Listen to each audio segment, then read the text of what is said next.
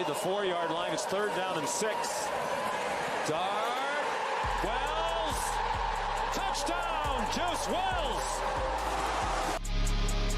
This is 365 Sports, powered by SicEm365.com. Big 3rd down and a lob to the end zone. It's a 50-50 ball for Chase Lane. He's got it for the touchdown. 365 Sports is presented by IdealMRI.com. High-quality MRIs for $497 or less. IdealMRI.com. Your health is important, so is your budget. Miller motions out. Milroe just takes off. Guess what? Quarterback run. Jalen Milroe to spread. Number 4 with his 4th rushing touchdown. 72 yards. A dagger. 365 Sports is also brought to you by Texas Farm Bureau Insurance, protecting Texans since 1952. For the lead for BYU. Snap, hold, kick, on the way. Kick is good! 365 Sports is turbocharged by Unite Private Networks. Find out more at uniteprivatenetworks.com. This game was absolutely stolen from us. We were excited about being in Big 12, but tonight I am not.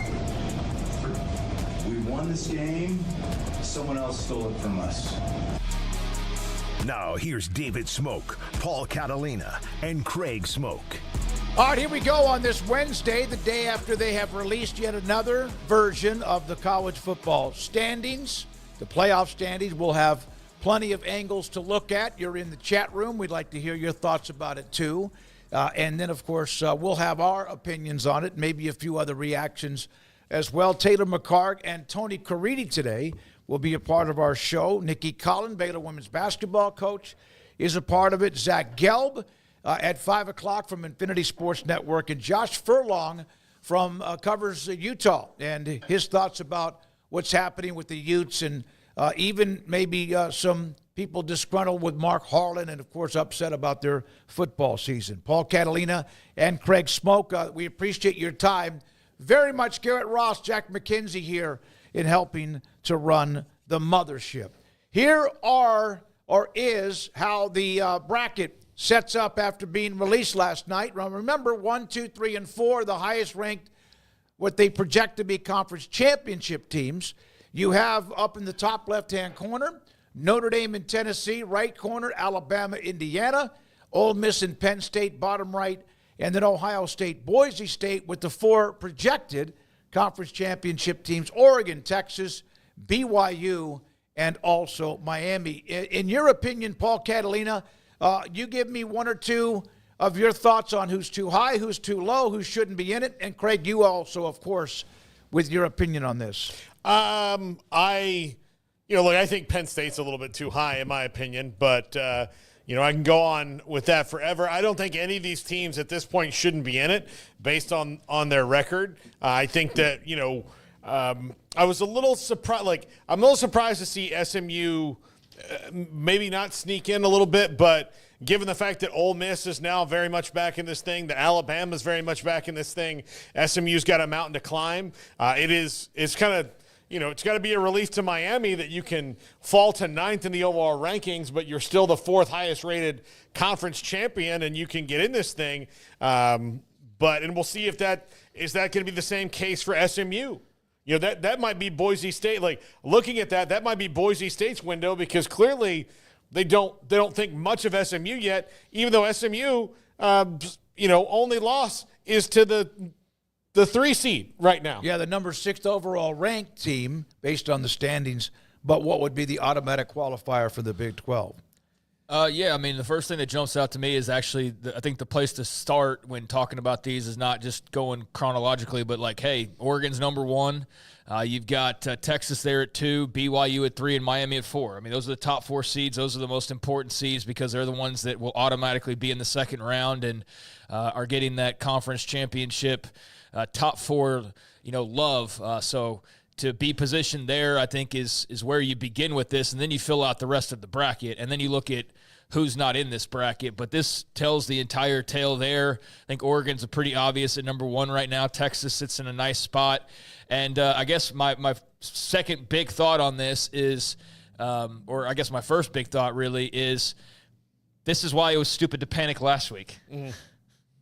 So I talked about this last week. The first set of rankings, everybody tells you, like, don't freak out over the first set of rankings. I understand, though, if you're a team that's never been involved in these, and I also understand that when it's the first time it's ever been 12, maybe because it's brand new, you're not quite sure how to react to it. But I thought last week was a bit of an overreaction when it came to BYU. People flipping out, what if they lose a game? And, well, then don't lose a game. Like, pretty simple, right? Like, how do you guard against something bad happening? Like, don't allow it to happen. I know easier said than done, but there was a lot of haruffing about where they sat last week. And, I mean, they went and won a very close game against a team that's not even making the postseason, and they did it on the road, and they've jumped up immensely in just 1 week's time. So, all along, my message when it comes to the playoff is, especially if you're unbeaten, just keep winning games and it will fall into place. They're not going to not allow an unbeaten to get in there. Now, if you lose, then yeah, you set yourself up to possibly get disrespected. But I think that first ranking, just a lot of overreaction, especially when it came to the Cougars. But I am glad, because I do think there was a layer of disrespect there, because their schedule hasn't changed all that much. All they did was go beat Utah in dramatic fashion, which isn't like some big top 25 win. It is a nice road win, though. But I do think that maybe the committee kind of reversed course a little bit, maybe in how they viewed Utah. Maybe they saw the error of their ways in that first ranking, or maybe they're just like, okay, now you've beaten Utah, we'll give you credit for that. But either way, they definitely got that lost in front of them. Huh? What about the fact that Georgia lost? Well, that's a big part of it. Yeah, I was going to get to that, but maybe the committee is changing though its tune because of some of the outcry on BYU. But yeah, it mostly has to do with what happens in front of you. So just keep winning, let the chaos fall the way that it may, and you'll be just fine. So BYU is in a good spot a week after they were, the big outlier and the big, oh my God, they're getting no respect. So that's all dead and gone in 7 days' time. And the other thing is, I think people forget that SMU's in the ACC. I really do. I don't think people even remember that they're in the ACC, because they are the team that's basically now taking the mantle of being the most disrespected in this thing. And I say that because I have to remind myself sometimes as well. I'm like, oh, there's SMU, they're competing for the G5. But, oh, wait, no. They're competing for the ACC championship. So I think maybe you kind of have to remember that. But, yeah, they're certainly a team that's getting the disrespect card right now, so that's something to monitor. But, again, if they keep winning, I think they'll be fine. All right, so there's the bracket. I'm going to jump, Garrett. There's not a graphic at the bottom of the first set of our stories today. There is no Georgia. Now, remember when they had 4 and the thought was to go to 12. Well, that's too many teams. You're going to have a year like if Alabama and Georgia or someone like that misses the 12, they'll go 16 quickly. But it's refreshing to me. Now, maybe they'll get back in it before it's all said and done, but it's kind of refreshing. You don't have to have them. If they earn it, that's great, but you don't have to have teams like that just because of who they've been. And even though they have the best win for their schedule, of course, was the win at Texas down in Austin. Now, here are the 3 Big 12 teams and where they are. BYU, as Craig just mentioned, securely where they are if they keep winning. And then also Kansas State, Colorado on the outside looking in, but inside that top 20 in the college football rankings. You guys want to hear a few of the responses. This is from people in the media or others, former players. Just going to read a couple of these. You guys stop me when you want to. College Football Selection Committee has Texas, Penn State, and Indiana ranked ahead in no particular order of Alabama, Ole Miss, Tennessee, and Georgia. Remarkably dumb. Why is it dumb? I mean, Penn State's lost to Ohio State by 7 or whatever it was. Indiana is undefeated. They have Ohio State around the corner. And then Texas, of course, has won at Michigan, even though that's not a top 25 win. It was still, they won at Michigan, and they've taken care of their business. They did lose the game at home to Georgia. I've made my peace with the Penn State thing, knowing that this is a team that's going to fall ass backwards into the playoffs, having not a really great schedule. They have a fantastic defense. They have an okay offense. But, historically, under James Franklin, they have not beaten teams that are as good or better than them. And, there's going to be a fall ass backwards into the playoff team every year in 12. That's how it's going to be for the most part. And it will take care of itself in one way or the other. They'll either win games or they won't. I feel like whoever wrote that, you and I should go on a campaign and just abolish the regular season, and let's just fast forward to the postseason, and let's take the 8 SEC teams that you think are all better than anybody else because you haven't probably watched most of those other teams, and let's go ahead and have this SEC playoff. Like maybe we'll allow the Big Ten to get a team or two, but let's just eradicate everybody else. Anonymous quote you just read. I mean, what's the point of playing the effing games, man? I agree. I mean, this is where the eye test comes in and, all that. But, here's the deal, guys. People act like this committee's, drastically they're doing the same thing they've done the entire time. Since 14. And also, again, kind of like last week, we're like, oh, my God, BYU's they're going to miss the playoff. It's week 2 of the rankings. Can we let some more games happen? There's 3 weeks left. There's going to be more chaos. So, the whole, even what you're saying about, you leave Georgia out, it's fine. We'll see at the end of the day if they do or not, but I also don't feel like we always need to get caught up in the SEC, and yet here we are, and it's about the SEC. They either have too much or not enough or whatever. But in this case, I appreciate all the opinions, but remarkably dumb. You're going to have to explain that because I think it's remarkably dumb to just put teams ahead of teams who have earned it because of where they play. I don't know. I don't understand that comment at all. All right, there's also, you get the response about when teams are ranked inside the college football standings, you don't think Alabama wouldn't beat BYU if they played? Or you mean to tell me you don't think so-and-so would beat Boise State? And then I saw this reaction to that question. Do you think Vanderbilt would beat Alabama? Do you think that NIU would beat Notre Dame, that Kentucky would beat Ole Miss, that Georgia Tech would beat Miami? That's why you play the games. Otherwise, why play the damn games? I'll just tell you, hey, world that thinks that everything was how it used to be, it's not, and it's probably never going to be that way again. There will be teams that will be consistently good over and over again, but I don't know if we're going to see long runs of super teams of, oh, dear God, how do we beat them? Because there's free agency now. There is free agency. There will now always be free agency. That is how it's going to work. So, yes, there are some teams that are going to have inherent built-in advantages because they have more money, they're better run, just like professional sports. Yep. Occasionally you're going to get the Royals who can win a World Series in spite of all the things in front of them money-wise because they did a really good job at building a team. But you're going to get a lot of time the Yankees don't win the World Series because they spend too much of their resources on not developing their own and going and getting free agents. It's going to be the same way in college football. It's the same way in pro sports. So things are changing. So when you say, oh, my God, Vanderbilt can beat Alabama, damn right they can. And damn right all these other teams can because the Alabamas and Georgias of the world aren't as deep as they used to be. Yeah, this all goes back to the same thing kind of for me. It's expanded playoff. It's been amazing to me, astonishing really, to see the number of college football fans that want to see less college football and want to see less great stories have an opportunity to be an even bigger story. So, that's just really weird to me as somebody who is actually just a fan of the sport and I'm not wearing my team label every day. Indiana's okay. Look, if you want to pick apart Indiana's schedule, I feel the same way. I think that they are a paper tiger in some ways, but you know what? They're going to play Ohio State soon, so we're going to see what's what in that regard, right? And they would have to, even if they won that, go play a Big Ten championship game. So they're not going to go untested. And yes, some teams have played more ranked games than others. When you have a circle jerk in the top 25, you're going to have more opportunities to play top 25 games. But then you're also trying to say, but our losses don't count as much.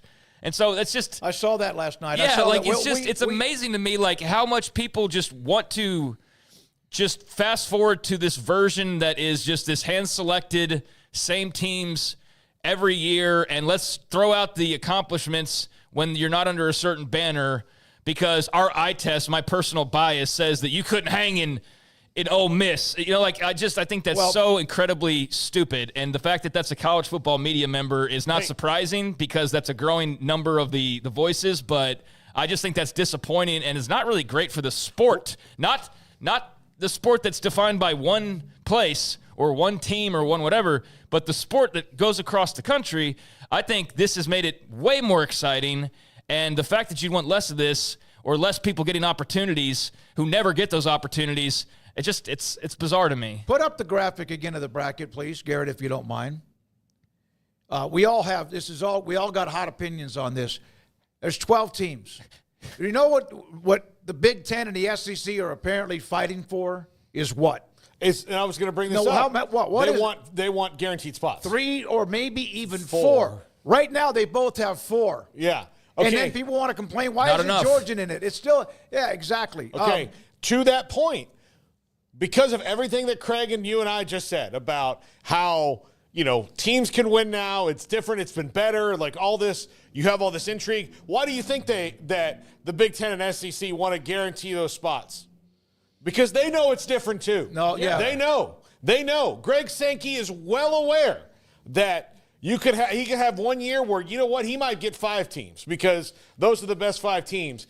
But he also knows that the things are changing enough that, oh my God, maybe there's a year they only have 2. Yeah. Because for God's sakes, you're kidding. Because guess what? Yeah. Oh last year, when it was 4, he had to pull some magic to make sure that they got at least 1. I also saw this, and again, we're just these are some comments from people off media.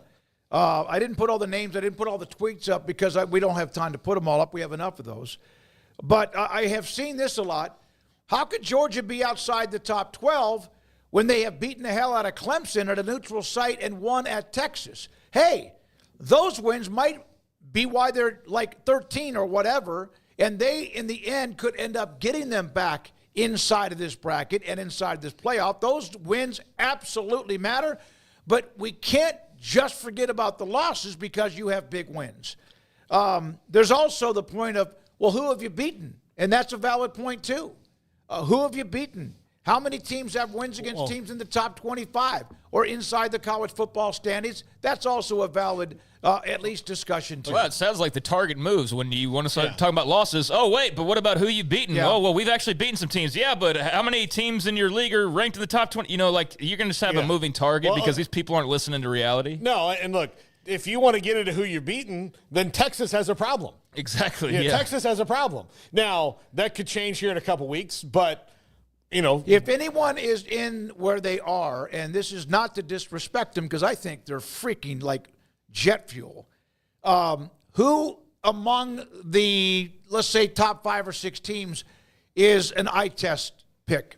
Well, I think Texas is, and I think I don't think that's unfair. Like, you watch Texas play. I never said it was unfair. Yeah, no, I'm just saying my opinion. I don't think it's unfair. Texas is right now an eye test pick, and it's not their fault because Michigan sucks this year. Yeah, exactly. Yeah. It's not their fault, but I'm just saying that. But you can't do that with them, which is fair, and then also when it's a team that's not allowed to be a part of this, has something similar, and then question their schedule is what my other part of that is. Now, SMU Miami.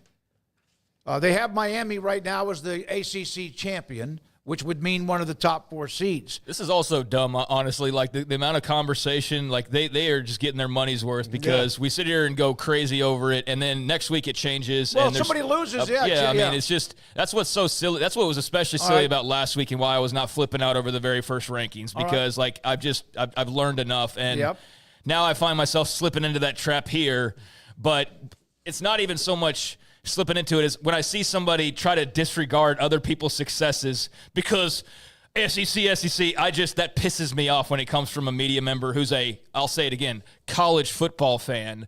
I use the air quotes because I don't really believe they're a fan of the sport at large. A lot of people in our business now have become homers, have blogs and stuff like that are very much they're biased.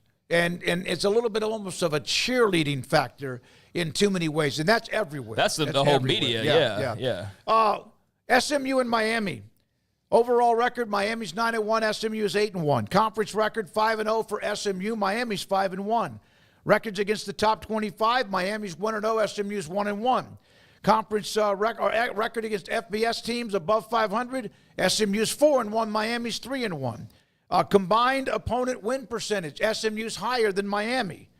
Road record, SMU 4-0, Miami 4-1, And college football ranking, SMU is 14 and Miami is 9. Ward Manuel, the narrative last week was the eye test.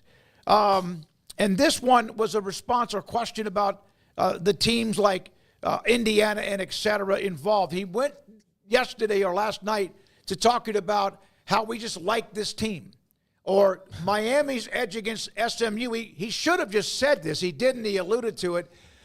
We just kind of like the way their quarterback plays. It's Cam Ward. Look, Miami, and I don't know if that's most of the time I would say that's kind of a BS argument, but Miami is only in this position by the grace of Cam Ward, because that defense has put them behind the 8 ball 5 different times this year. And if not for, what happened at Cal, which was wild, what happened at Virginia Tech, which was wild, what happened at Louisville, which was wild, like a couple other times, they wouldn't even be close to this spot if Cam Ward wasn't Superman. Yeah, and SMU's had some close games too, but one of the other things that they would not bring that up is that SMU has had too many close games. It's how they want to position it, and we're just having a little bit of a discussion and also giving you a little bit of education on this too.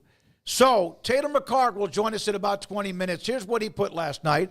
I'm totally fine with this, but would flip Miami and Notre Dame. Also, SMU has every reason to complain, but it will all sort itself out, like Craig has said many times, if they keep winning. Same thing with anyone else. I actually want Miami and Notre Dame to play in the playoff, but because I want a little Catholics versus convicts action back in my life. Go get those old T-shirts out of the Now, I agree. I think you just keep winning, and it'll sort itself out. I didn't have much of a problem with the rankings. There are things that I do agree with people on. I don't think it's all like I'm not closed off to certain arguments. Like, yeah, I do think Indiana is a bit of a lightweight when it comes to who they've actually beaten.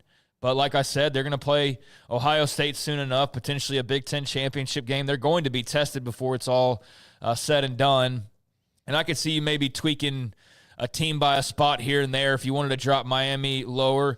But I do think SMU's getting totally disrespected. Like, if anybody wants to play the disrespect card, it's SMU. Your only loss is to an undefeated 9-0 BYU team who is right now a top 3 seed in the entire playoff.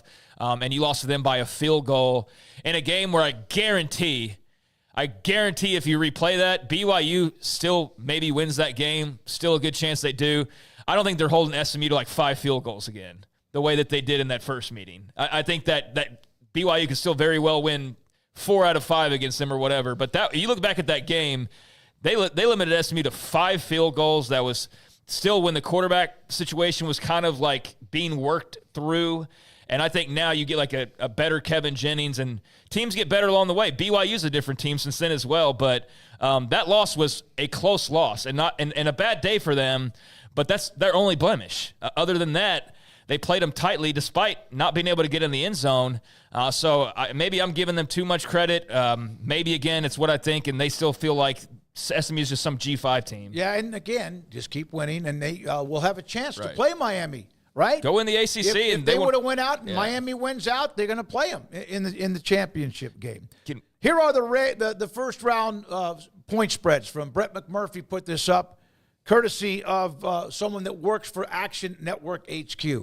Ohio State would be a near 3-touchdown favorite against Boise State. Penn State a pick 'em against Ole Miss. Alabama 5-point pick against Indiana, and Tennessee would be a 2-point pick against Notre Dame. Now, let's remember those games would be at Ohio State. They would be at Penn State. They would be at Indiana. And then the other game would be in Knoxville, Tennessee. Well, here's really where my focus is, more so than who's getting disrespected or how many teams can we cram in, even though they've got 3 losses. I mean, the committee PR chairwoman basically throwing that narrative out there yesterday on the biggest show in America.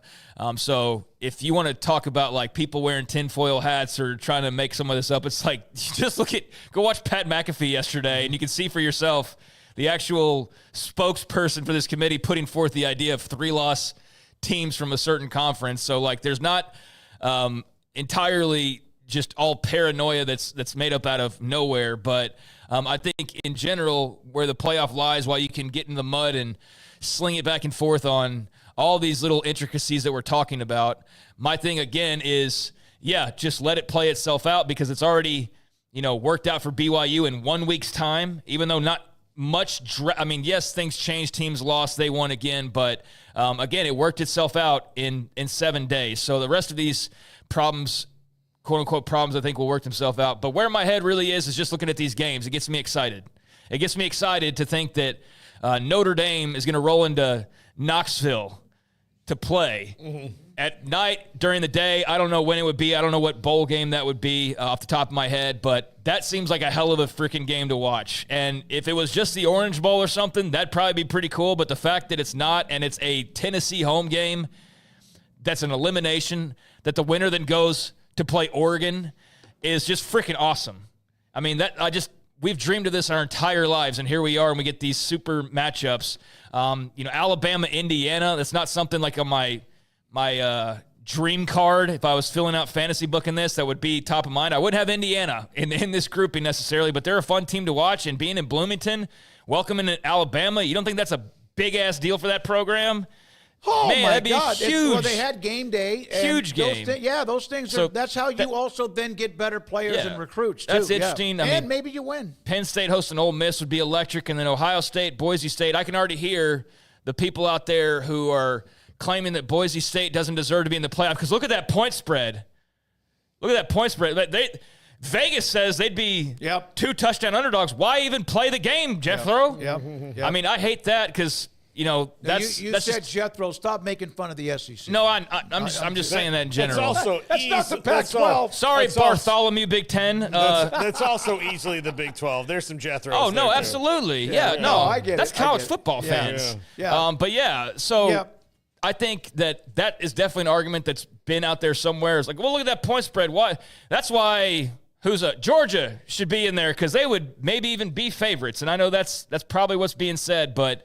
Give Boise a damn shot. They earned it. And if they go into Columbus, they're probably not winning that game. But you know what? All they're asking for is the opportunity. That's all they're asking for. And so I think that would be pretty cool to see as well. So, I'm stoked about the possibilities. I know this isn't how it's going to finish, but just looking at the layout on paper and knowing what we got coming our way in December, I think that looks pretty badass. All right. I mentioned the one about the playoff. We don't need to go to 12 teams. That's too many because 4 is just fine. Until all of a sudden somebody that's used to being a part of that 4, not saying they haven't earned it, but all of a sudden it's like, whoa, we may not even make the 12. We need to get this thing to 16. Let's get to some football notes. We have been, but some football news. Cam Skattebo, Arizona State running back, is according to our good friend Chris Karpman, will play against Kansas State unless something changes, according to Sun Devils head coach Kenny Dillingham. They won without him last week, was very impressive about it, but he's back, and they surely wouldn't say, no, you need to stay out another week or two. We're fine. Yeah, I'm in the Cam Skattebo fan club for sure. Really excited to see. This is a game full of great running backs.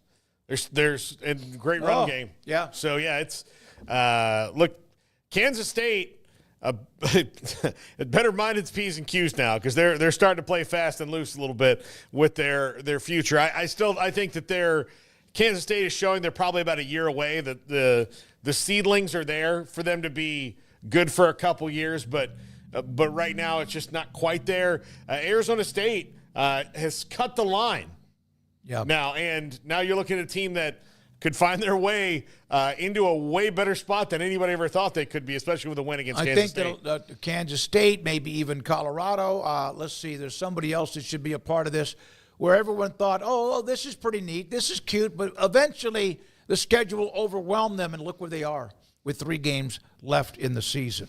That's obviously huge news. He's their best player. It's not even close. And they were not able to run the ball very well against UCF, didn't necessarily have to. They were explosive enough. Sam Levitt passed the ball around well, and obviously the connection with Jordan Tyson has gotten pretty strong. So they didn't need him to win last week against UCF, but I don't see any scenario where they could go win in Manhattan, Kansas without Cam Skattebo. So that's a big deal, and that ought to be a nasty physical game. And K-State, they've dropped a couple. They were on the road. They also got fortunate not to drop that Tulane game. They got fortunate to not drop that Colorado game. There's a scenario where they're only a one-loss team or maybe a no-loss team. Or no, they definitely didn't. They're a one-loss team because that BYU game was just such an ass-kicking. But that Houston game came down to the wire. So, yeah, they've been kind of riding that line and have been able to manage to stay upright.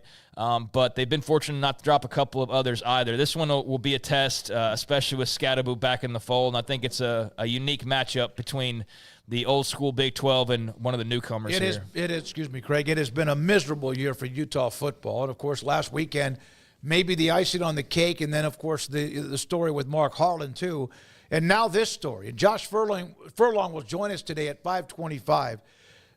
Their backup quarterback suffered an injury on the last series. Rose suffered an injury, found out last night it would keep him out for the rest of the season. Isaac Wilson, who got some snaps when Cam Rising was in and out, will be quarterback 1, and Batari will be quarterback 2. That's it. Josh will join us on that, plus the Mark Harlan drama and more in about 2 hours. So Utah continues to have just constant injuries.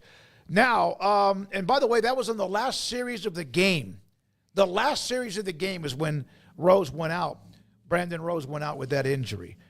Here's a couple of coaching notes. I saw this one right about the time I was packing up my laptop. I don't know how much steam is here. How about this? Joe Castiglione was asked about whether or not Coach Venables will be back in 2025. Now, this is after he was asked a question about the football program. He said, we're going to do everything we can to try to make things better. Then he was followed up. Can you say right now he will be back next year? As I just said, we're focusing on all the areas of improvement that are necessary now and for next year. How would you see that, Paul, if you're an OU fan or just who we are to cover college football? Okay, ask Scott Strickland the same thing last week about Billy Napier. What'd he say? Yep. He said yes. Yep. He said he's coming back. That was not a yes. It wasn't a no either. And so right now that's nebulous. I would tend to lean that they want to bring him back or that's where they are. But sometimes, I get the feeling that they might need to that he might be out the door. I mean, that's pointing to him being around more than it is to him being gone, the way that I read the quote. And as an Oklahoma fan, I mean, I don't know what else they're supposed to say, guys. What else are they supposed to say? Why doesn't he just say, yeah, he's back next year? Because I think there's some uncertainty that he's not back. That's why I put it up for us to discuss it. I think there's obviously some uncertainty when you're used to a certain standard and it's not quite getting there and you still got 3 weeks to play. The season's not over with, so it's kind of a dumb thing to flip, your cards and say, oh, yeah, Brent, by the way, I told the newspaper that you are dangling on the edge. Sorry I didn't tell you. I think it's pretty obvious that he's on a hot seat, and, there's not really much you can say right now. I know that there was a vote of confidence for Billy Napier last week. I also know that was incredibly stupid because what happened? Yep, they turned around and got their ass kicked by Texas. So that was just the dumbest thing in the world. So why would Joe Castiglione walk back into that landmine and then have Oklahoma turn around and take another loss, especially after what happened to them last weekend? So, yeah, I don't think it's 100% that he's back. I'd lean more that he is than he's not. But I don't think it's surprising in any way that nobody's ready to go 100% full-blown concrete commitment on Brent Venables' future right now. Also, speaking of future, we have told you a couple of times in the last week or two about some of the murmurs involving Brent Brennan in Arizona. This is from Jason Scheer.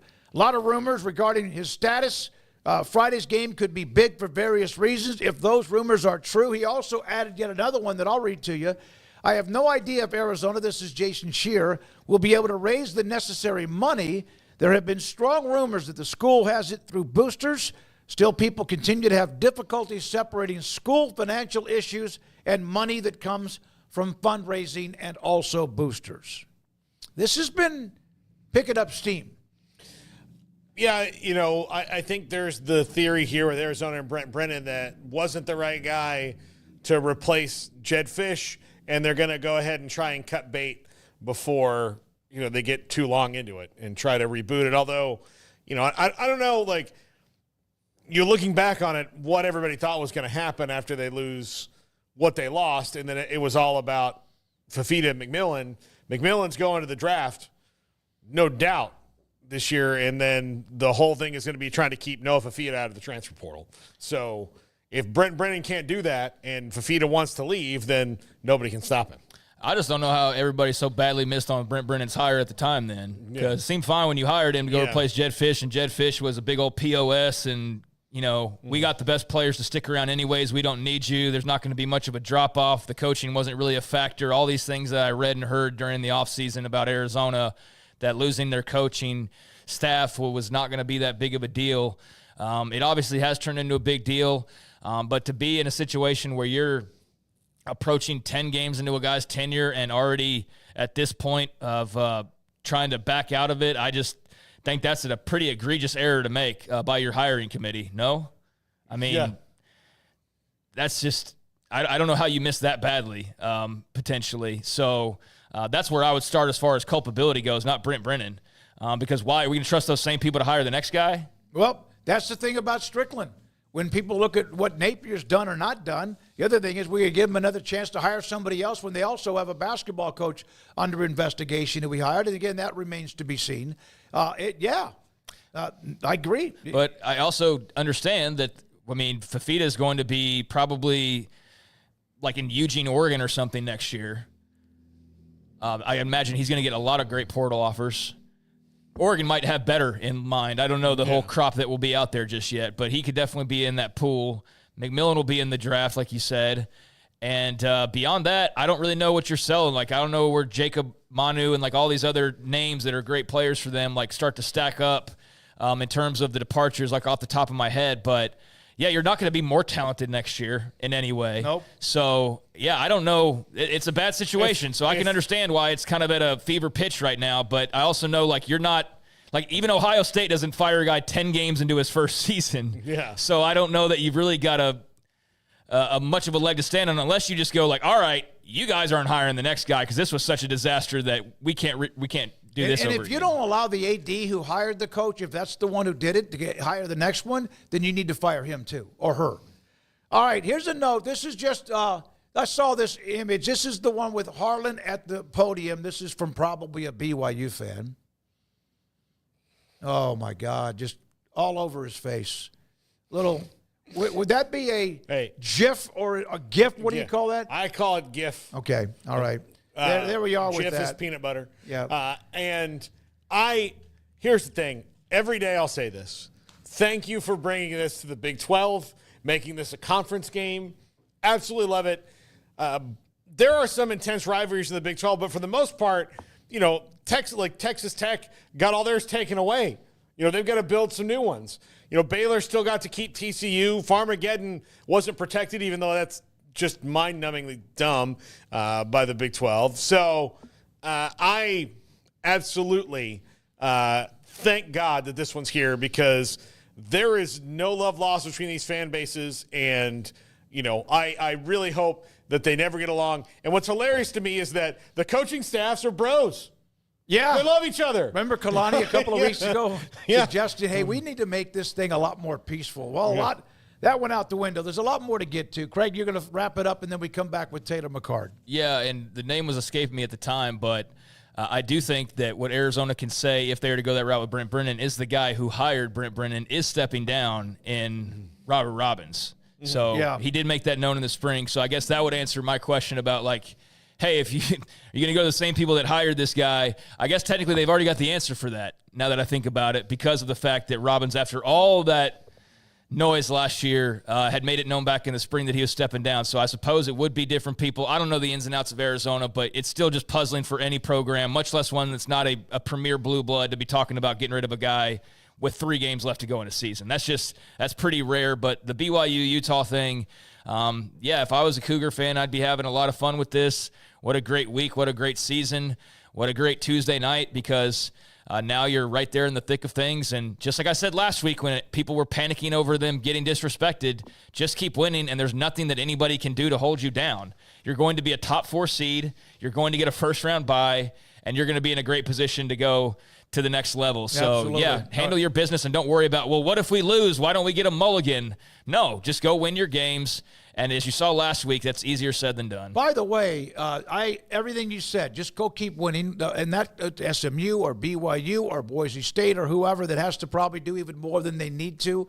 One note about the college football playoff. In the history, there's been, I think, 11 years, 10 or 11 years, they've had semifinal games in the championship game. Do you know there have been more games won by 20 points or more in the last 11 years since it started than any other 0 to 9 points or from 10 to 19 points? More games have been blowouts than otherwise, and almost equal to anything below that. More games, and we're worried about, well, they'll beat the hell out of that team. That's been happening against, like, Clemson hammered Alabama, Oregon, I hate to bring it up, Paul, with Florida State, Alabama, LSU. All these teams have had blowout wins against other teams named basically the same thing. When we come back, Taylor McHargue. Also today, we'll hear from Zach Gelb at 5. A lot to get to. We'll check in on Utah. And this is 365 Sports. Petty Clinic, lowt.com. Dr. Kent Petty can help you become the high-performance man you want to be, need to be, and used to be. As you get into your upper 30s, and especially when you get into your 40s, the opportunity of you to start to struggle with symptoms of low testosterone is going to happen. 1 out of every 3 or 4 men have symptomatic issues of low testosterone. It could be your energy. It could be your sex drive. It could be your sleep habits. It could be just almost maybe even your body, even though you're pretty fit and you have a nice diet. It just can happen, and testosterone has a lot to do with that. Dr. Kent Petty, this is what they'll do. You contact them at pettycliniclowt.com. They will set you up to get your blood work. They'll take care of that, get the results. Dr. Petty will then contact you. If your testosterone level is too low, he can put you in a program to increase it. So you can become the high-performance man you want to be, need to be, used to be. Located in Waco at pettycliniclowt.com. That's what I'm talking about. Yeah. Oh, man, this is the best. Yeah, too bad we have to go to work tomorrow. What? Why? No, Monday.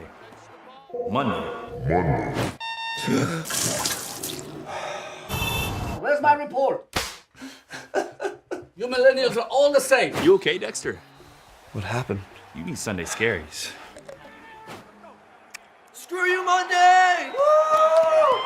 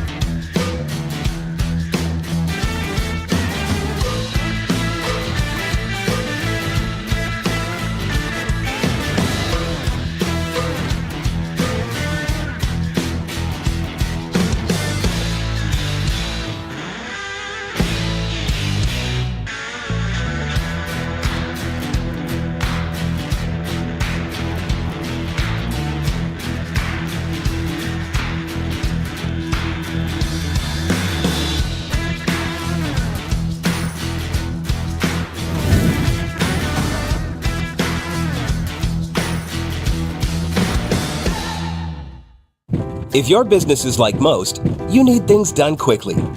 But if you're still tying your critical applications together on multiple shared public networks, you've probably been feeling the slowdown. And that's no good for business. A private UPN fiber network can get you and your business moving at the speed of light.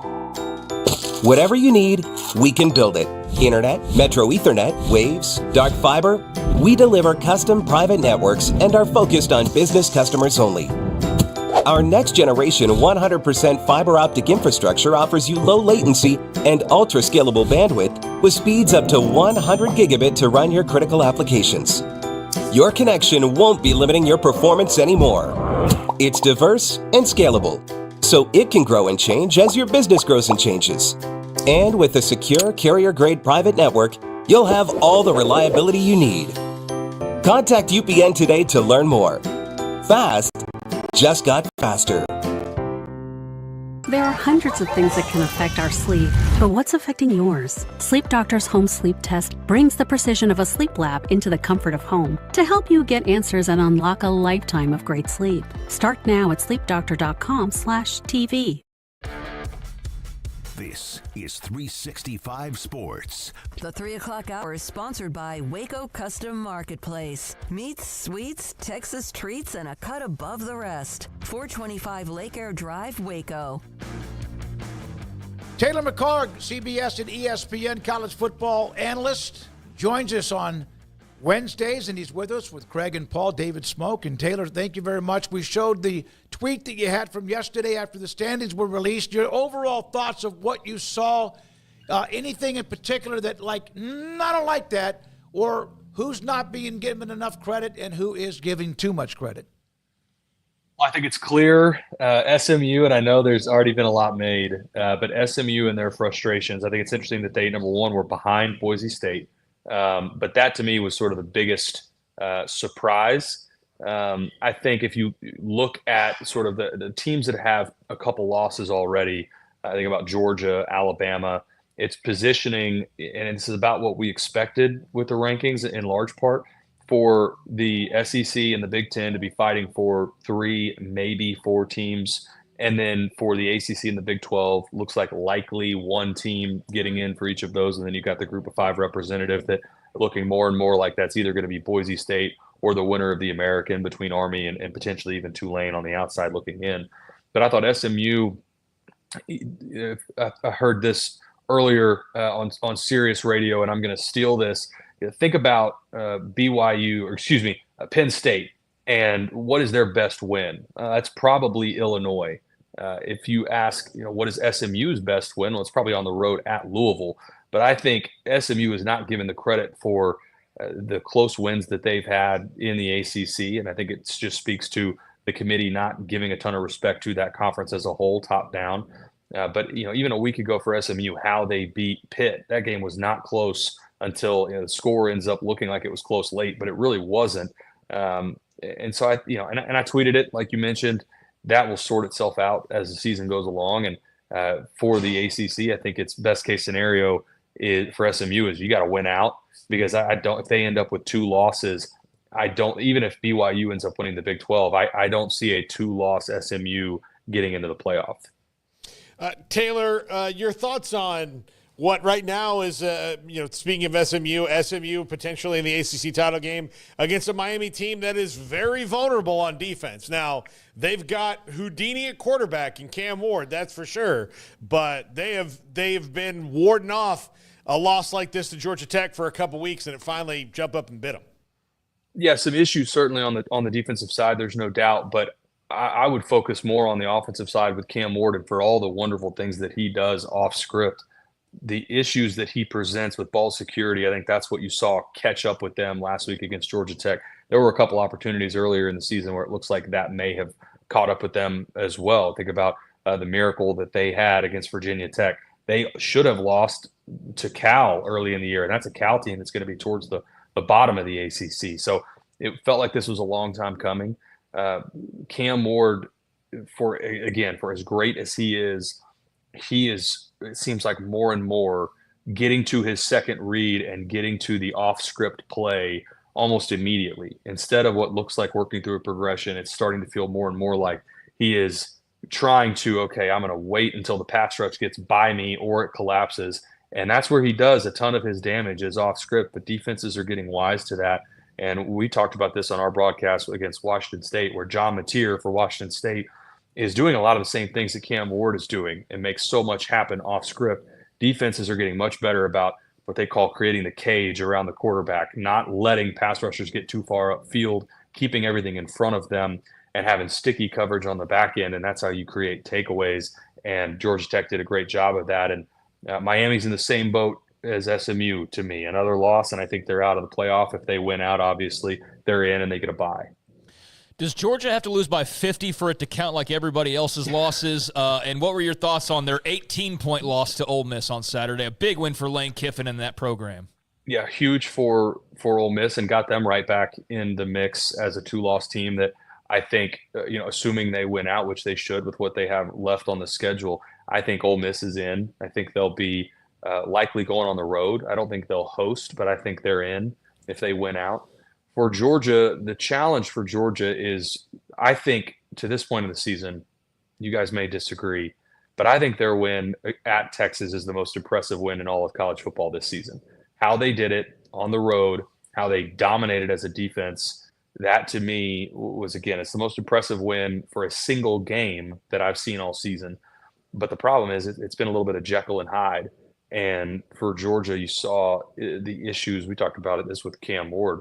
The issues and turnovers for Carson Beck, that caught up with them as well. And I know it was a nasty game, but it was that way for both sides, and Ole Miss took advantage of it. Carson Beck and the turnovers, it's continued to be a problem.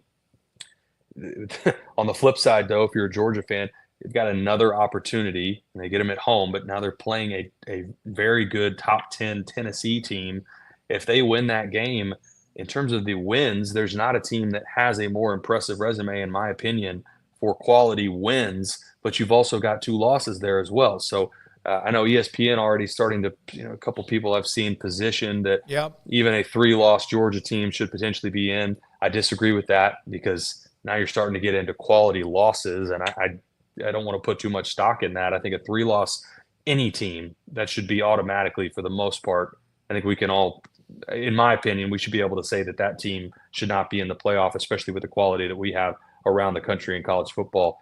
But it's coming down to, it's interesting out of the Big Ten that their ranked teams are all in the top 5, 4 out of the top 5, but then there's no one else ranked behind them. So it's very top heavy for the Big Ten, where the SEC is this sort of quality spread where there's not a real dominant team this year, and they're all taking turns beating one another.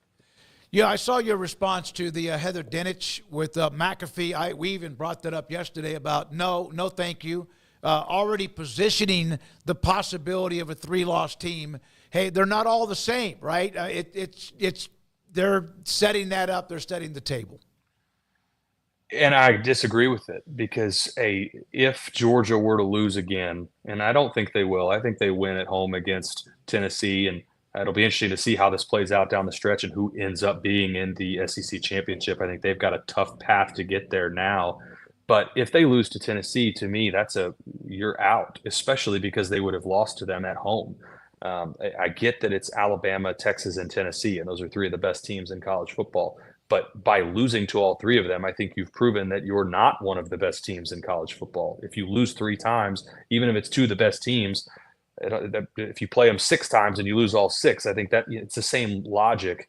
And so to me, I think, again, 3 losses, that means you're out of the running, because there's too much quality around them with teams that will have 2 losses. I think Alabama, Tennessee, Ole Miss, whoever ends up being the champion. The game that gets really interesting is what happens with Texas A&M if they beat Texas but don't go to, and I think they would go to the SEC championship. But both of those teams now sitting there with 2 losses, I think A&M likely works their way in. And so you just got this mixed bag of teams at the SEC that I think will end up being pretty cloudy at the end, where the Big Ten seems like it's going to be a little more clear.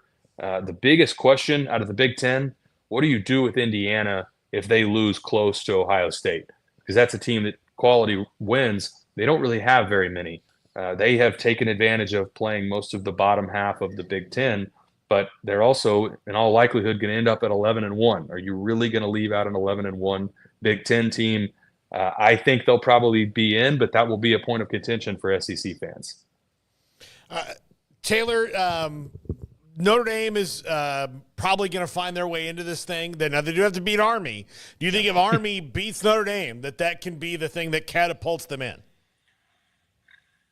I think I tweeted this as well. We're spending a lot of time talking about my Twitter. I'm sorry about that. For a guy that doesn't have a huge Twitter following, I'm sorry I keep bringing that up. But if Army wins out and they have a win on the road, or I guess it's a neutral site against Notre Dame, I don't care what happens. If Boise State wins out and you have both of those teams with Boise's only loss being close at Oregon and Army goes undefeated with a win against Notre Dame, those two teams should be in the playoff.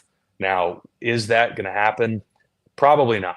I think one of those teams will be on the outside looking in. It's probably Army, just with where Boise State and the respect that they have, and that Ashton Genty's got. He's in the Heisman mix. I think it's a lot easier to keep Boise where they're at, especially just given how they looked against Oregon. This all sorts itself out, obviously. If Notre Dame beats Army and Boise State wins out, well, then they're in. But if Army were to beat Notre Dame and those two teams, you've got them sitting there at the end, I would take both of those teams and those resumes in over some of these teams that we've talked about that have sort of been a round robin and have been beating one another in sort of that upper tier of the SEC. I'd have both of those teams, meaning Boise State and Army, in. Taylor, it was late at night on Saturday. Did you get a chance to catch the end of BYU-Utah, either live or after the fact? And your thoughts on what you saw whenever you saw it, and this magical ride for the Cougars just continues on while this nightmare for Utah just seemingly never ends. I know. So my reaction, the athletic director, I thought definitely over his skis on that reaction. I think you have to be able to, as the face of that entire program, be a little more measured. But I think it's really important for everybody to remember that is as heated, and it doesn't get the national attention that I think it deserves, but that is one of the most heated rivalries in college football.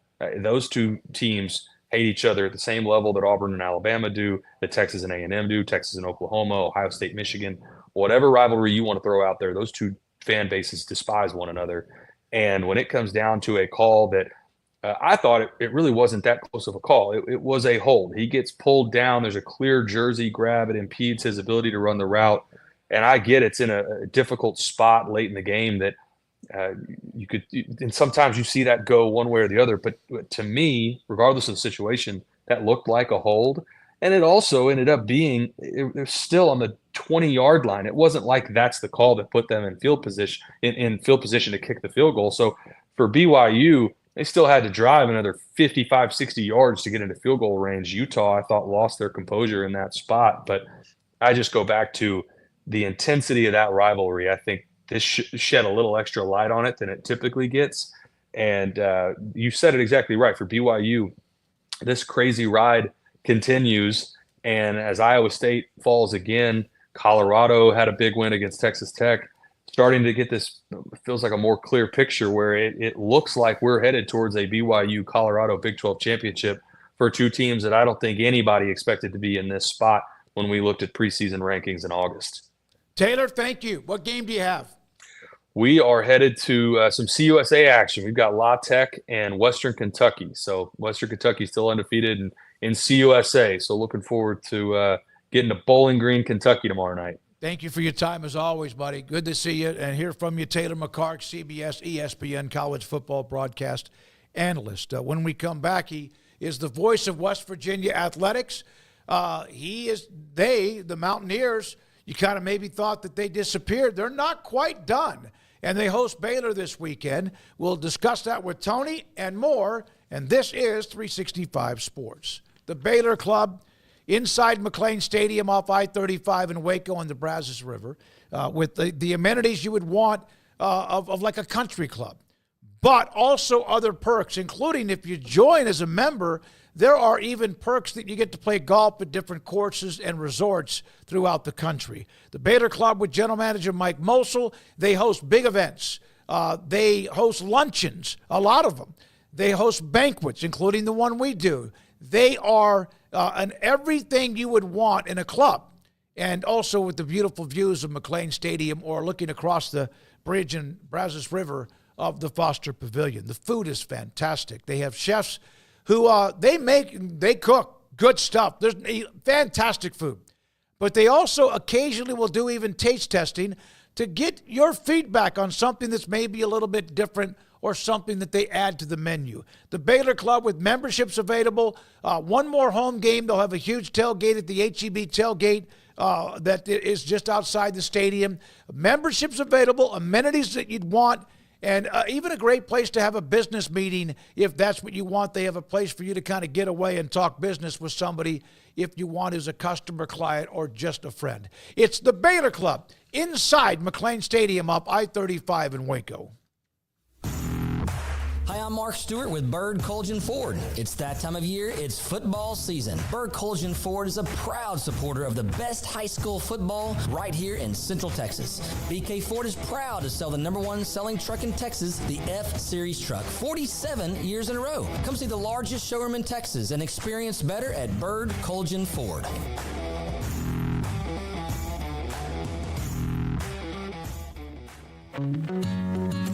Established in 2007 and independently owned, Alliance Bank Central Texas is committed to helping families and businesses meet their financial goals. From their tellers to their board of directors, they know the importance of superior service and competitive products. Customers have confidence knowing that their financial needs are in good hands. It's your bank, Alliance Bank Central Texas, with 2 Waco locations, 4721 Bosque Boulevard and 191 Archway Drive on Highway 84, and at AllianceBankTexas.com. Member FDIC and equal housing lender.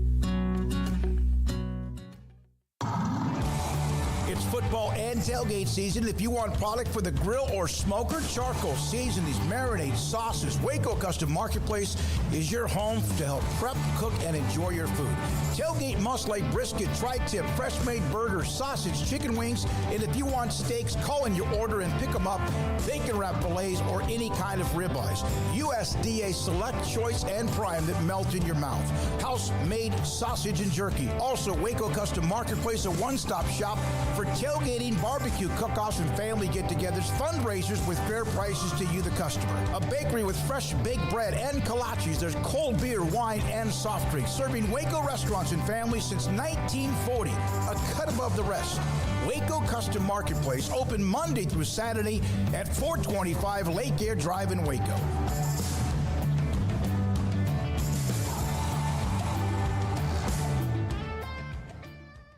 Pizza, burgers, and Bears football. There's no place around Waco that serves them all other than Bubba's 33. Come show your green and gold and enjoy some of Waco's best food and beverages while watching your favorite team, the Bears. When real Bears fans get hungry, Bubba's 33 is the #1 spot for ice-cold drinks, hand-stretched, stone-baked pizzas, and bacon-infused burgers. Join us for indoor or patio dining. Bubba's 33, Waco's restaurant and proud supporter of Baylor Bears football. Sick 'em, Bears. This is 365 Sports. Text us at 254-339-1122. The text line is sponsored by Riverbend's Liquor and Wine, with the most extensive variety of craft beer in Waco. A hidden gem on Lakeshore Drive and 19th Street. Voice of West Virginia Athletics and a great friend of the show, Tony Caridi, joins us with Craig and Paul. David Smoak, 365 Sports. We appreciate your time, Tony. It's been a little while, but, you know, West Virginia, every time you kind of think they're about to disappear, they say, hey, wait a minute. It's a resilient team. Where are they now, in your opinion? Did they kind of right the ship in time? Yeah, I think there may be some similarities, David, to what Baylor went through and what West Virginia went through. Obviously, when we played the upper level teams, so K-State and Iowa State this season, and obviously you throw in Penn State as your non-conference game, and then Pitt, it was a rocky start, not the kind of start that you wanted to get into. But things have righted themselves. They played well. They went out to Arizona and got the W. Then last week they went to Cincinnati, playing with a backup quarterback, plus having changed defensive coordinators during that week. And they were able to get a win. You know, not the most polished performance offensively, but able to get it done thanks to the defense. So they made that switch at coordinator, and that defense forced 3 turnovers, which produced 17 points, and they needed every single one of them to get that win. How confident are they with Nico if that continues to kind of have to be a thing they have to do? He has, on each occasion throughout his career, and he's been here 3 years now, each occasion throughout his career when he's had to step up, he's found a way to win. And that includes a victory against Pitt, A year ago, Garrett Green got knocked out in the fourth play of the game, and he was able to just kind of blue-collar his way through. He's won at Texas Tech. They put him out there at Arizona. He completed over 80% of his passes. Then Cincinnati last week, he, by his own admittance, did not play well at all. But to answer your question in a kind of a long way, every time they've tapped him, he's come up and has not hurt them. And so I guess that's probably the best answer to the question. And right now, it remains to be seen on Garrett Green and his health status, right? I know they're kind of keeping that. That's probably some gamesmanship to some extent, and probably also some uncertainty, but there's a chance he could play this weekend, right? They don't care if Dave Aranda knows who's the quarterback. They just don't want David Smoak to know who's the quarterback. I will blab it out there. No, so I think to your point, Paul, they are waiting to evaluate how he comes back in practice. You know, he had a head injury, which is the fun new way to say concussion, and that was against K-State, and that's been a month. And so he was cleared last week. He was the emergency QB last week. They just want to make sure that he practices well enough this week to earn that spot back out there. Tony Caridi, voice of West Virginia Athletics, with us on 365 Sports. When it was a little bit dicey, what was the message from Neil Brown to his team and to the fan base? Well, I think it was, let's just play the thing through. As I said, you know, the schedule was front-loaded. You had, at one point, right, so you go Penn State, you go Pitt, and Pitt just, you know, had when they won their first 7 games. And then you had K-State, and they had 1 loss when West Virginia played them. You had Iowa State, they had no losses. So, like, the combined win record of those 4 teams that they had lost to was like, you know, it was a big number, like 25-1 or something like that. I forget what it was. So he just said, like, hold tight here, and let's just do an evaluation, you know, after the season's over. And so, you know, you're sitting here right now, you're 5 up and 4 down. You've got 3 left. And, you know, you could say pretty much each of these games is a toss-up the rest of the way. Baylor this week, UCF here next week, and then at Texas Tech. And so, yeah, I mean, it's doable. Is it going to happen? Don't know, but they're certainly doable. You could finish 8-4 with your 4 losses against 4 teams, right, that are all going to be nationally ranked. So I know it's not what the fans wanted. I know they wanted a couple of those victories against nationally ranked teams. But sometimes it doesn't happen for various reasons, and you got to make best with what you've got, and that's what this team is trying to do. Tony, Neil Brown made a comment a couple weeks ago that the fans didn't like about shouldn't you be having fun at the games. It was like I'm sure it was. He didn't realize what kind of pile he stepped in when it came to the reaction of that. But has the last couple weeks maybe turned back in his favor, because he entered last season very much in a tense spot, fought his way out of it, and they were really good. Has it started to maybe feel like it's turned back to where it was at the end of last year? Again, I think it's going to be determined by where they end up this year, right? And I think that they won 9 games last year, and as you said, you know, they finished strong. And I think that if you can put a 9-win season and then potentially get 8 or 9 wins again in back-to-back years, I think that will, that will quiet it. I just think nowadays, guys, it's human nature that when you don't win, and it's not just at West Virginia, when you don't win, because of social media, the reaction has more amplification than it has ever had before. And I think that, you know, as of right now, you know, there's a bunch of reasons that you could say, like, okay, the thing's trending in the right direction, and that the perception may not be the reality. Attendance is up 7% this year. Take the last 2 years combined, it's 12%. You're going into the final 3 games of the regular season, and as you guys know, these standings are all bottled up. And in essence, you still mathematically could get to the title game. And so, I mean, there's a lot of pluses, but oftentimes the noise outweighs the reality of the situation. But again, Neil would be the first to admit the only thing that matters at this line of work is winning. And that is the ultimate thing that you must do. And at West Virginia, the history and the tradition, people expect to win, and they expect to beat a ranked team or two. And that's been the biggest criticism of Neal, is that they have not, had a lot of W's against ranked teams. And that's kind of become the de facto whether or not the program's headed in the right direction. And so that's kind of the thing that those that aren't happy use the most.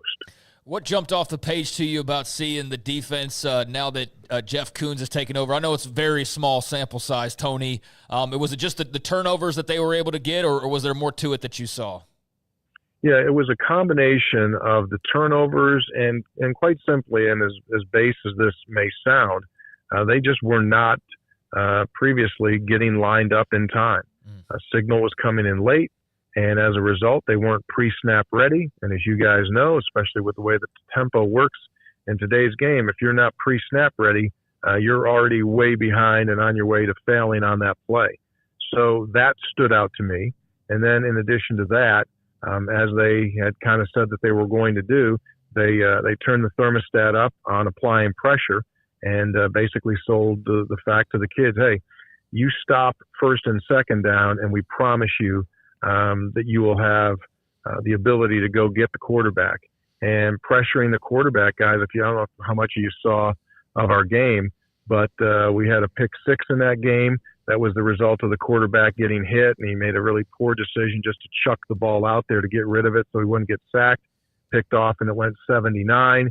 And then they caught him again late in the game when the game was still hanging in the balance, hit him from behind and forced a backward pass, which was scooped and scored. And so that would probably be the three biggest things: pre-snap ready and the ability to pressure the quarterback, and just, they just looked better. Tony, what are your thoughts now of this new 16-team Big 12 with, of course, the craziness in Salt Lake City at Rice-Eccles Stadium with Utah, BYU, Mark Harlan, and just everything? You like the way this is all kind of meshed together, even though it's not perfect? Absolutely not. I've talked to you guys about this before. To me, and I sound like the old guy screaming from the remember the Muppet Show? Yep. The old guys used to sit up there in the balcony and just, hey. Anyway, yeah. The essence of college sports is the regionality of the game, and we've certainly lost that. When we're out in Arizona playing, and we're not playing teams that are close to us. Guys, Cincinnati game last week for us was our closest road conference game in 13 years. And, we brought well over 2,000 fans to that game. It's about 5 hours from Morgantown. It's about 4 hours from Charleston. I mean, to me, that's what this thing's supposed to be. Now, with all of that being said, would you rather have been left out when all of this happened? Absolutely not. And so you must be in this world. If that includes you having to go out west to play, yes, that's the only way in nowadays business, guys, because of the way that this thing has become, completely driven by television. So I think to answer your question, I'm content in making it the best that it possibly can be. But at the same time, I'm disappointed and sad that we lost the true essence of college sports, and that is to play people, within an arm's distance from you. Because that is really what generates emotions and rivalries. Yeah, the regionality of college sports kind of went out the window, huh? There's still some of that. Look, you're just saying that now, but 20 years from now, when West Virginia has to play Stanford in a conference game in the Big AC, which they'll call it, you'll be fired up. Yeah, you'll be like, I can't wait to play those nerds. Well, I would say this, guys, and I don't want to talk through the length of your segment, but I mean, to me, one of the things that really makes me go like, whoa, is how quickly this has become professional. Mm-hmm. It's absolutely stunning how quickly this has happened, right? And we saw, okay, all of a sudden, hey, this guy's got the title of general manager, in the college program. That's kind of weird. Well, no. Now, I mean, it's unbelievable how fast this is happening. With the House decision coming to fruition starting in July, and schools at Power 4 levels being on the hook, to come up with $20 million-ish to pay to student athletes. which I guess are just the athletes nowadays. I mean, it's so amazing how fast this has happened, and it's become a professional sport. I talked to an agent on Sunday of this week who had negotiated a Power 4 NIL deal for $10 million for a kid coming out of high school. And you think about that, guys. In one way, it's going to keep some really good players in college in the years to come, because if they're a 5th, 6th round draft pick, but they're making a large 7 figures in college, they're going to stay there, and they're going to suck that sponge as much as they can. Then they'll try to make it to the pros. So it's truly a mind-boggling thing how it's happened. I completely understand why and why it's happening and how it's happened, but it's still pretty much of a wow to me. It's like when you see Diego Pavia, right? He's such a great story, and then he goes and he's trying to basically sue to get rid of eligibility rules in college. And there's actually a thought that might be in the horizon, which I don't know about you, but I have absolutely zero interest in seeing a guy play in 8 years in college, even though we're seeing that in spots now. But yeah, that's already being tested as well. So it's just absolutely wild. And I guess nobody to blame ultimately, but those in power when they look in the mirror, unfortunately. But it is crazy times for sure, Tony. Yeah, no question about it. And then you're exactly right. And I told someone in administration today, I mean, you want to point fingers at the presidents that put these rules together and just held so strongly to the amateurism model. If 20 years ago, guys, they started to go, you know what, we're going to do a little bit of a share here. We're going to start sharing. We'd never be at the point that we are today. But because they went for every single crumb on the table, that's why they're paying this price. Guys, less than 10 years ago, it was an NCAA violation if you put cream cheese on a bagel. You could give the kid the bagel for breakfast treat. If you put cream cheese, you would report that as an NCAA violation. Now, that's how hard and that's how stone cold they were to trying to protect this amateurism BS. And now, I mean, there are kids that are making more money than assistant coaches at a lot of schools. Unbelievable. They're making $1 million on bagel commercials if they want to. Yeah, that's right. Tony, great stuff, man. Hope you're doing well. Tell Ren Baker he looks great. Lost a lot of weight. Looks like he's very, very healthy right now. And or maybe he lost a lot of weight because of some of the losses and he just couldn't eat or something. No. He has. I was with him this afternoon, and he is. He's looking great, and I'll tell him you guys said hey. Yep, thank you. Tony Caridi, voice of West Virginia Athletics, with us on 365 Sports. Yeah. We'll have the go ahead. The bagels and cream cheese rule is my favorite. That's crazy. Nuts. That's the thing, because their reasoning was, well, Michigan can have cream cheese. Like, they've got a cream cheese budget. But Florida Atlantic, I mean, they can't have such delicacies. It's unfair. And if you ask the kid why okay, so if it's a recruiting inducement, did any kid ever say, okay, what was the deciding factor? Well, it was between Michigan and Florida Atlantic, but I mean, they don't have cream cheese. Yep. So yeah, it's crazy. I just saw where USC got hit with a year probation for something. I don't know what it was, but it's something that I think now is legal. When we come back, we'll have the Big 12 North Pod. We'll also, in fact, hear at 4:45 today from Nikki Collin, Baylor women's basketball coach, Zach Gelb, Josh Furlong, top 5, you in the chat. Also, those of you, thank you, who have been a part of the text line today. You could always use that at 254-339-1122, 365 Sports. TexasBeefHouse.com. My goodness, have they been busy.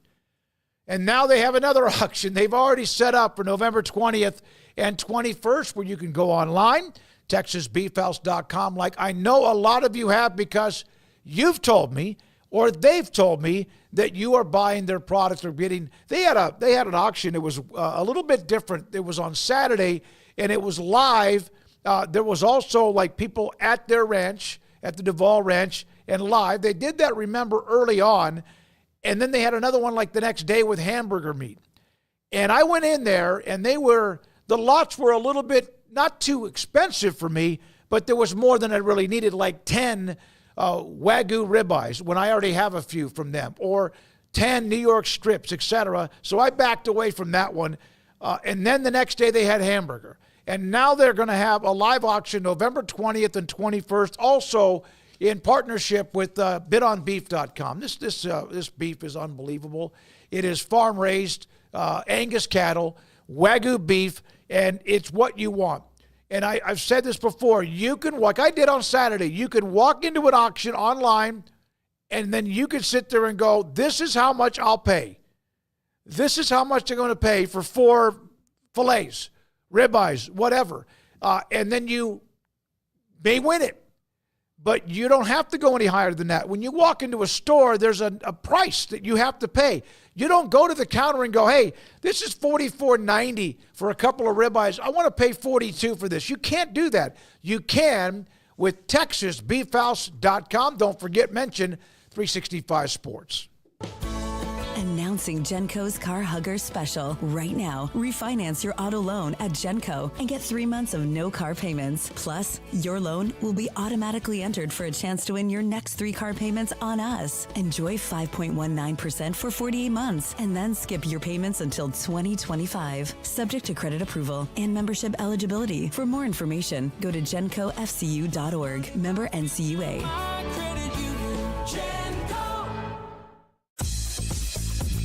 Baylor Scott & White Southwest Sports Medicine and Orthopedics, the team physicians for Baylor Athletics, diagnosing and treating all sports-related injuries, including concussions. These specialists also provide orthopedic services for athletes and non-athletes alike, whether it's knee or shoulder pain, a wrist injury, orthopedic spine care, and even an arthritis and total joint clinic. Trust the doctors Baylor Athletics trust. Baylor Scott & White Southwest Sports Medicine and Orthopedics wants to get you back in the game. Ready to take your business to the next level? Carrion Solutions has got you covered.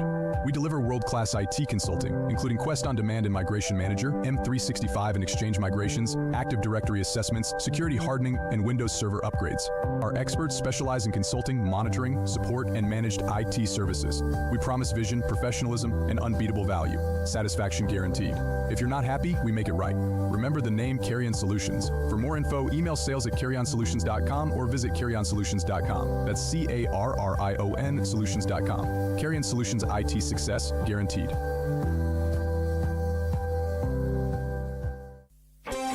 Developed by Startup Waco, a nonprofit organization, GXG is a program designed to support the entrepreneurial development of Baylor University student athletes through NIL activations. The program helps student athletes maximize their platforms and offers a comprehensive support system for them to create and grow new businesses that not only benefit themselves, but also uplift the local economy. Fans who wish to support student athletes can donate to GXG via the GXG NIL Fund, BaylorBears.com/GXG. Contributions to support NIL activations through GXG can be made at BaylorBears.com/GXG. For more information, follow @GXG_GreenXGold on social media and visit the official website www.gxg.startupwaco.com. GXG, empowering student athlete entrepreneurship and uplifting the local economy through NIL activations. This is 365 Sports, powered by Sikkim365.com. The 4 o'clock hour is sponsored by Boozer's Jewelers, the wedding ring store, specializing in custom jewelry and repair, all in-house. Now here's David Smoak, Paul Catalina, and Craig Smoak. Appreciate you if you are here with us, whether watching on YouTube, 365 Sports, whether you're watching us live on Twitter at 365 Sports YT, or you're listening to us or watching us on Sikkim 365 app. We appreciate your time. If you haven't, hit the like button. We'd appreciate it. If you have not subscribed, we appreciate that also. And if you can't, if you won't mind spreading the word. So let's get to the Big 12 pod. 4 teams, Monday through Thursday. Today is the Big 12 North. And, you know, every pod has got a story to tell. In the North, of course, you've got Iowa State, Kansas State. They're right in the middle of still trying to be in the run, just behind BYU and Colorado. But then again, you also have in the North, Kansas, which is had themselves quite the struggle. in West Virginia, who we just had with Tony Caridi. Let's start with Iowa State, back-to-back losses, and things were rolling, and now all of a sudden you got to wonder where they're going to end up. Yeah, they've got probably a confidence problem right now. I mean, after that Texas Tech loss, Kansas took it to them. I mean, Iowa State chipped away and almost made it a game, but then made some mistakes at the end. Jalen Daniels looked like the Jalen Daniels we remember. Yep. He's finally starting to look like that. Kansas fans I know everywhere are going, buddy, where you been? What's been going on? So Kansas, notwithstanding, look, they just have to put their heads down and finish 10-2. Just go win, and then see what happens. That's the only thing they can do. Okay, we're talking Iowa State, though. Yeah, no, that's what I said. Okay, I said the Kansas loss, notwithstanding, they just go finish 10-2. Yeah, Kansas couldn't finish 10-2. No. That's not what I said. Yeah, Kansas notwithstanding, and what happened there, they got to move on. So, y'all know how many times Iowa State's finished 10 in anything? None. 0. Yeah. They've never won 10 games ever. None. Not a single Ever. time. Not bowl games, not anything. So that's still doable if they win out or win 3 out of 4 because they're obviously going to go to a bowl game, but they're not going to the playoff. That's for damn sure now. They're eliminated from that. They're out of control when it comes to the Big 12 championship game. So they've relinquished the pretty strong hold they had at the top in these last 2 weeks, as I just think injuries have caught up with them. They've been an issue all year long, but I think you look at certain parts of that team, especially like linebacker, and they've just been riddled. And you've got guys out there playing who are not your best or still learning on the job or worn down or don't have great depth or whatever the case may be. I think they've above, yeah, been a beat-up team. And I don't think that,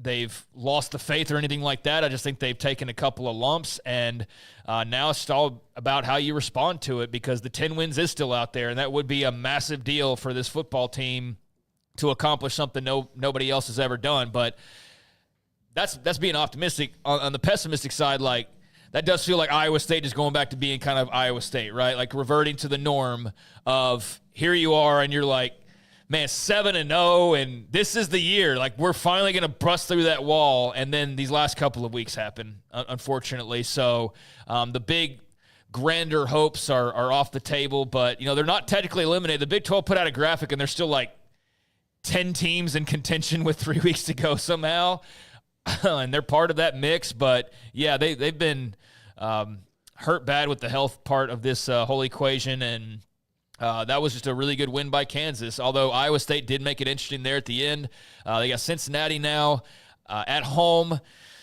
Playing at home, they lost there 2 weeks ago to Texas Tech, so I think that they should win this game. I do think Cincinnati will give them a run for their money, but, they've lost a lot of steam for sure. So, yeah, they have. And, boy, that's why you also enjoy what you have when you have it with your Iowa State. I know that your heart got into it, the emotions, but enjoy what you were, and you could still finish very strong, which could be the first ever 10-win team. From Iowa State to Kansas State, the 2 losses in the Big 12, this is there's somebody waiting for Colorado to burp or for BYU to go into a free fall if that was going to happen. Chris Kleiman and his team, they've kind of been under the radar. I had the week off, and then, of course, the week before that lost to Houston. And they were blitzkrieged by BYU earlier this year, and that's still a big-time win for BYU. But K-State, Paul. K-State, this is one of the, best games of the week against Arizona State. They've got a team who's an upstart, and – if you're Kansas State and you want to say, like, hey, who's been in this conference longer? Who's, trying to run the show? It's us. You gotta put them down. It's going to be tough, though. This is going to be if you like running the ball, this game's going to be a really fun one to watch, I think if you don't like running the ball, it's still going to be a fun one to watch, because these are 2 teams that kind of mirror each other in what they like to do first. Avery Johnson, one of my favorite players on one side, and then Cam Scatterby, who I said I love on the other one. So it's, you got to slow some momentum down of Arizona State. They're playing really confident now, and Kansas State can't let the fact that they're kind of on the outside looking in get them down. They still got a shot. Much like Iowa State, look, just go win the games, and it could work out for you. Winning works for you. Yeah, winning works. Kansas State has not lost at home. Their 2 losses were on the road, but they have not lost at home, and that's where they play this weekend. Yeah, I want to talk about K-State. I'll say this about Iowa State, too, that I didn't add, that they lost. Both their losses are close games. I mean, they had to rally majorly in that Kansas game to make that look respectable, but they gave themselves a chance at the end. That could have been a blowout the way that was going for a majority of it. And then, obviously, the other very, very close loss that they suffered against Texas Tech at home. That was a stunner there at the end. But I think Kansas State's had a couple of weeks to prepare for this game, so they ought to be in a good spot, ought to be as healthy as you can be at this point late in the season. And I like a lot of what we've seen. They're not a finished product in terms of, Avery Johnson still has a lot of room to grow. They still got a lot of areas where they can be better, play at a higher level. It's been kind of a roller coaster in certain weeks for this Kansas State team, but I think you really like their chances this weekend against a very good Arizona State team. But I do think Arizona State, if you want to pick them apart, you can say, well, they haven't necessarily played the very best teams in the league. Well, now we're going to see them get matched up with one of what I still think is the very best teams in the league in the Wildcats. So I'm very much looking forward to this one. I think playing at home definitely helps. I think having an extra week to prepare definitely helps. I think just on paper being the better team leans in your favor, and so I like Kansas State in this spot, but I am very intrigued by the matchup itself. I think they'll be 8-2, and I think that will, continue to just kind of hope for some chaos around them to maybe get that backdoor entrance into the Big 12 championship game, even though time is running low. But they have ASU at home, Cincinnati at home, and then they'll have the big trip to Iowa State at the end of the year. Who knows what that will hold, but in order to make that game as important as you possibly can, you got to win this one first. So, yeah, I'm looking forward to this Styles matchup, and I do think Scatterbo versus that K-State defense ought to be a lot of fun. We go now to West Virginia. We just talked a lot about them, so we don't have to get too deep, but we'll have our opinions on them. The Mountaineers also 4-2 in the conference. They have 4 losses, and until Pittsburgh fell like a concrete brick in water with their losses recently, they lost to what is Penn State, top 10. Iowa State was in the top 25. At the time, they were 11th, lost to K-State, still in the top 20. And then, of course, lost to Pittsburgh, who was. So they've got one of those schedules like, who were the teams when you lost to them? But they've kind of put themselves back in a position by winning on the road, which is hard in this conference. Teams do it, but winning at Arizona and winning a close game at Cincinnati, and here are the Mountaineers still not quite done. Yeah, look, they've they've pulled their head up out of the ground and are starting to win here. And look, Baylor never won up there, so 0-6. They've got that going for them. I've already said in my prediction, I think Baylor's on a roll. I think they do shake that monkey off their back, but they're going to have a heck of a time of it just because I don't know if it's the altitude or the rowdiness or whatever. They just have never won there, but, more power to West Virginia if they can get it done and get themselves, stay on that right track because both these teams are entering feeling pretty good about themselves right now. There's Twilight Zone up in Morgantown for them. I think Tony Caridi brought up a very valid point about the schedule. Their 2 recent losses are both the top 25 teams. So you went and you played Iowa State and K-State. The bad part about that was you lost both your big opportunities, which is the big bitch for West Virginia fans is, okay, win 8 games, but beat somebody that matters, right? And especially those were when losses at home to Iowa State. That's what I was about to say. Yeah. And especially when they're at home. I'm sorry. Especially when they're at home. And, I think that they're a good team. I think that the quarterback situation with Garrett Green is something that I feel like he might get a chance to play this weekend. But then again, he makes it sound like it's a matter of Green having to kind of prove himself as well in addition to the injury. So that's interesting. It's been exciting to see Nico Marchiol just get some time in the saddle, even though there's doubts about, his future because what if Neil Brown goes and this and that, but they're in a nice spot to win 3 games in a row. They're at home.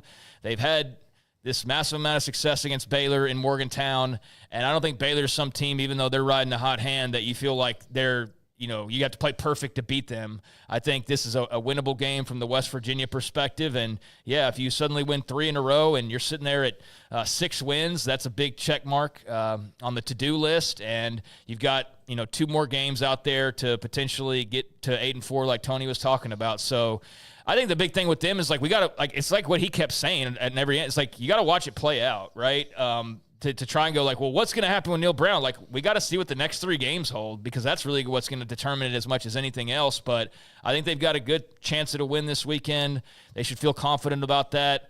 And then as far as the future itself goes, let's just see where this next month takes us. But, yeah, it's a hard team to peg because they haven't been overly impressive. They've lost to really good teams. And they're just kind of sitting there in that weird purgatory, almost like their geography in the Big 12, of where they're not really kind of connected. They're just kind of floating out there, and I don't think anybody quite knows what to make of the entire situation with West Virginia and their trajectory. But, yeah, they're a solid team. Fourth quarter and Kansas. You look at their record, and yeah, they had the 5-game losing streak and then lost to K-State a couple of weeks ago. I just looked at a few of their losses.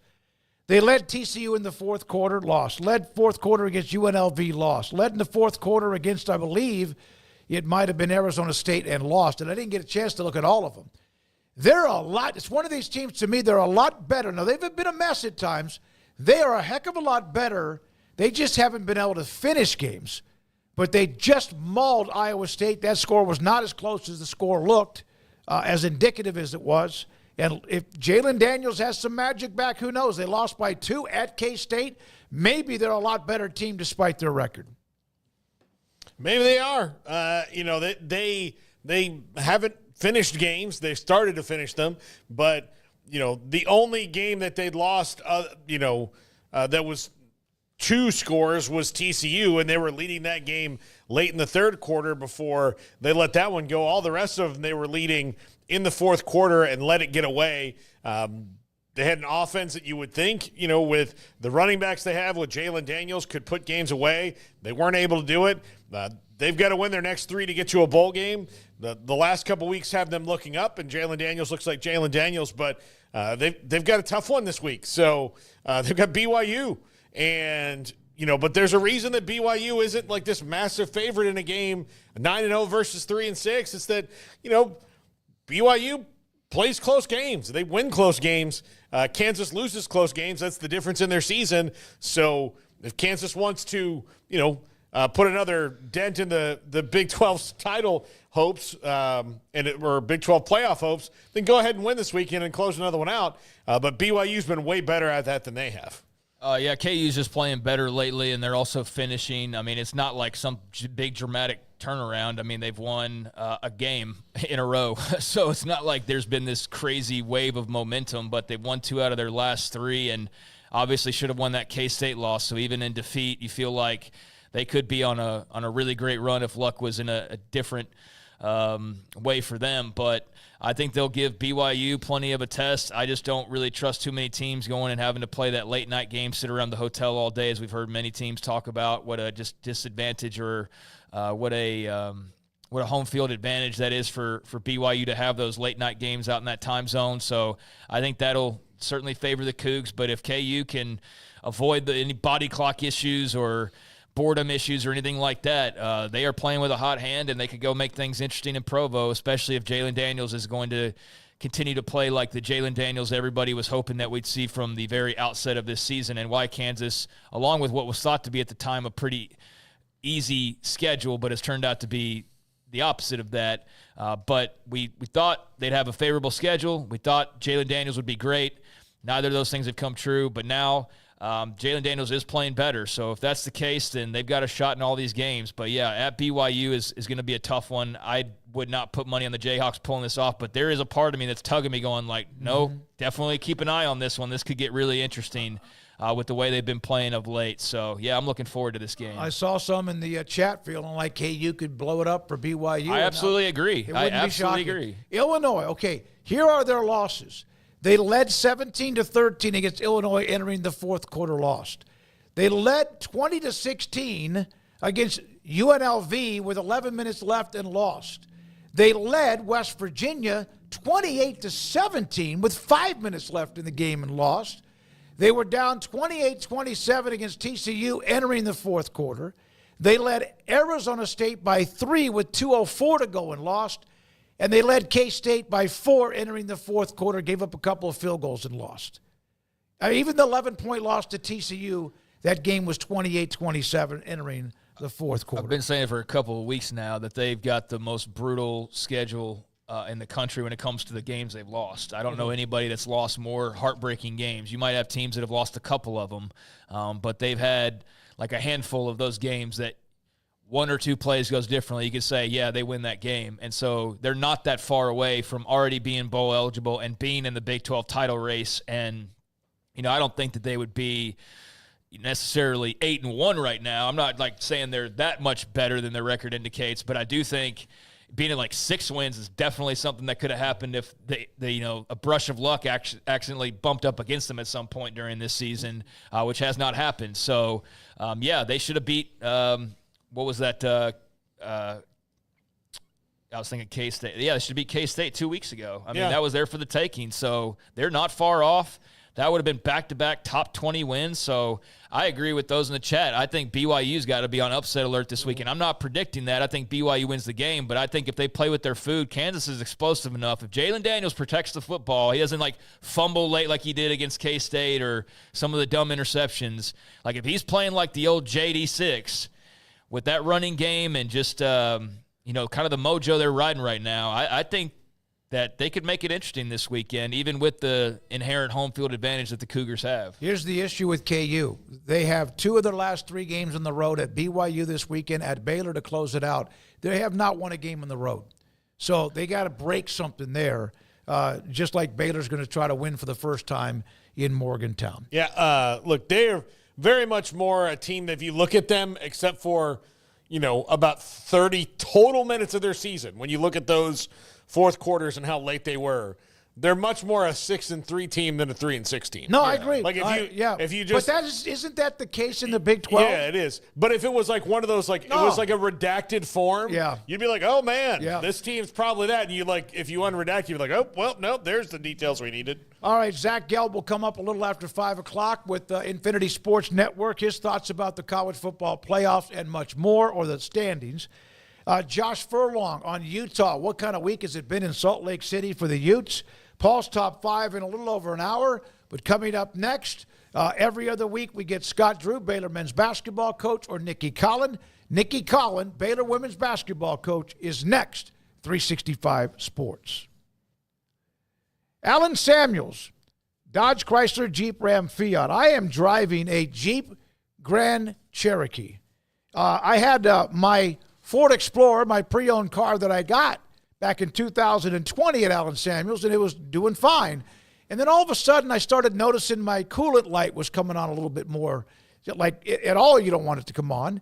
And it wasn't hot, but it came on. So I filled it up, and then it came on 2 or 3 days later. Then I filled it up, and a couple of days ago, Monday night, leaving here, I filled it up before I left, and then before I even got home, the light came on again. So I might be having something. They're working on it. I haven't heard from the dealership on what's going on with my Ford Explorer. But they allowed me to have this Jeep Grand Cherokee Limited. It is absolutely phenomenal. You've seen the Wagoneer, and they have the Jeep Wagoneers that are luxurious SUVs. So is this one. The Jeep Grand Cherokee Limited Edition. It's white. It is unbelievable, all of the gadgets and all the things that you can do. It's almost like for me and my attention span, I just want to turn it on and drive. Okay, maybe turn on the radio or some sort of maybe listen to my phone. That's it. This is loaded. It is the Jeep Grand Cherokee Limited Edition, absolutely loaded. And remember now, the base price is $47,905, but incentives, discounts, and more. Ask one of the sales representatives inside the dealership. David Gray, sales manager. Ted Teague, the GM and CEO, had a chance to visit with him for a few minutes. What a great guy yesterday when I was waiting for this particular car to drive around. Alan Samuels, Dodge Chrysler Jeep Ram Fiat, Loop 340 east of 84 in Waco. If you want quality and personalized service for all your air conditioning and heating needs, call Tradesman Services. They're a family-owned and operated company that has served Texans for over 30 years. Tradesman offers maintenance plans starting at just $12 per month and a free service call for all new customers. They're also experts in geothermal design, installation, and service. Visit them online at coolingwaco.com.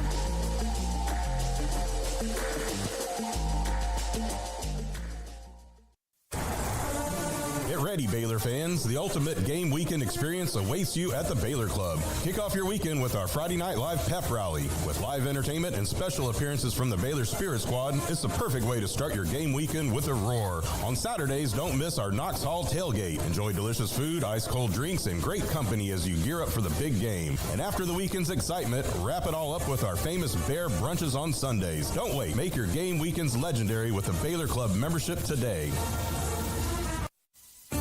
There are 26 letters in the alphabet, over 600,000 words in the dictionary, and just 3 of them said together can change everything. Let's order pizza. Those 3 words lead to dough made from scratch and 3 fresh signature cheeses that blanket golden crust in a heavenly melt on Marco's Pizza that'll blow your mind. So visit Marcos.com to order and stop by Marco's Pizza in Belmead, China Spring, Woodway, and in Robinson. Marco's. Pizza lovers get it. With so many companies and policies out there, it gets so confusing shopping for insurance, and I never know if I'm getting the policy that's right for me. Luckily, I met the team at the Niche Group Insurance Agency. With the Niche Group, you can go to one company and get access to coverage options from many insurance carriers, and you get to speak to a real person about your specific coverage needs. With the Niche Group, I know I'm getting the right coverage at the right price. If you need insurance, talk to the experts at the Niche Group at 1-800-258-8302. This is 365 Sports. The Sikkim 365 app is brought to you by Allen Samuels Dodge Chrysler Jeep Ram Fiat. Come by, let's be friends.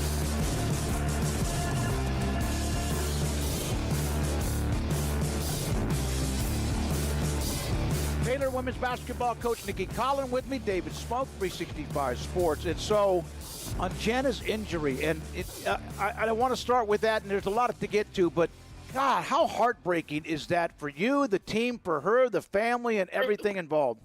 Yeah, it's pretty heartbreaking. I think, it was Jana's just been playing so well. I would say from, late January on a year ago, but really watching her this summer and fall, it's sometimes like without knowing exactly why a light bulb just goes off for a kid, and it can be their freshman year, it can be, at any point in their career, but she really just started to get it. So not only was she, playing with pace and super positive and all the things that she's always been, but she just really turned a corner in terms of understanding defense, being in help side, little things that, just sometimes players don't have, and so even though she didn't start, she was like a starter.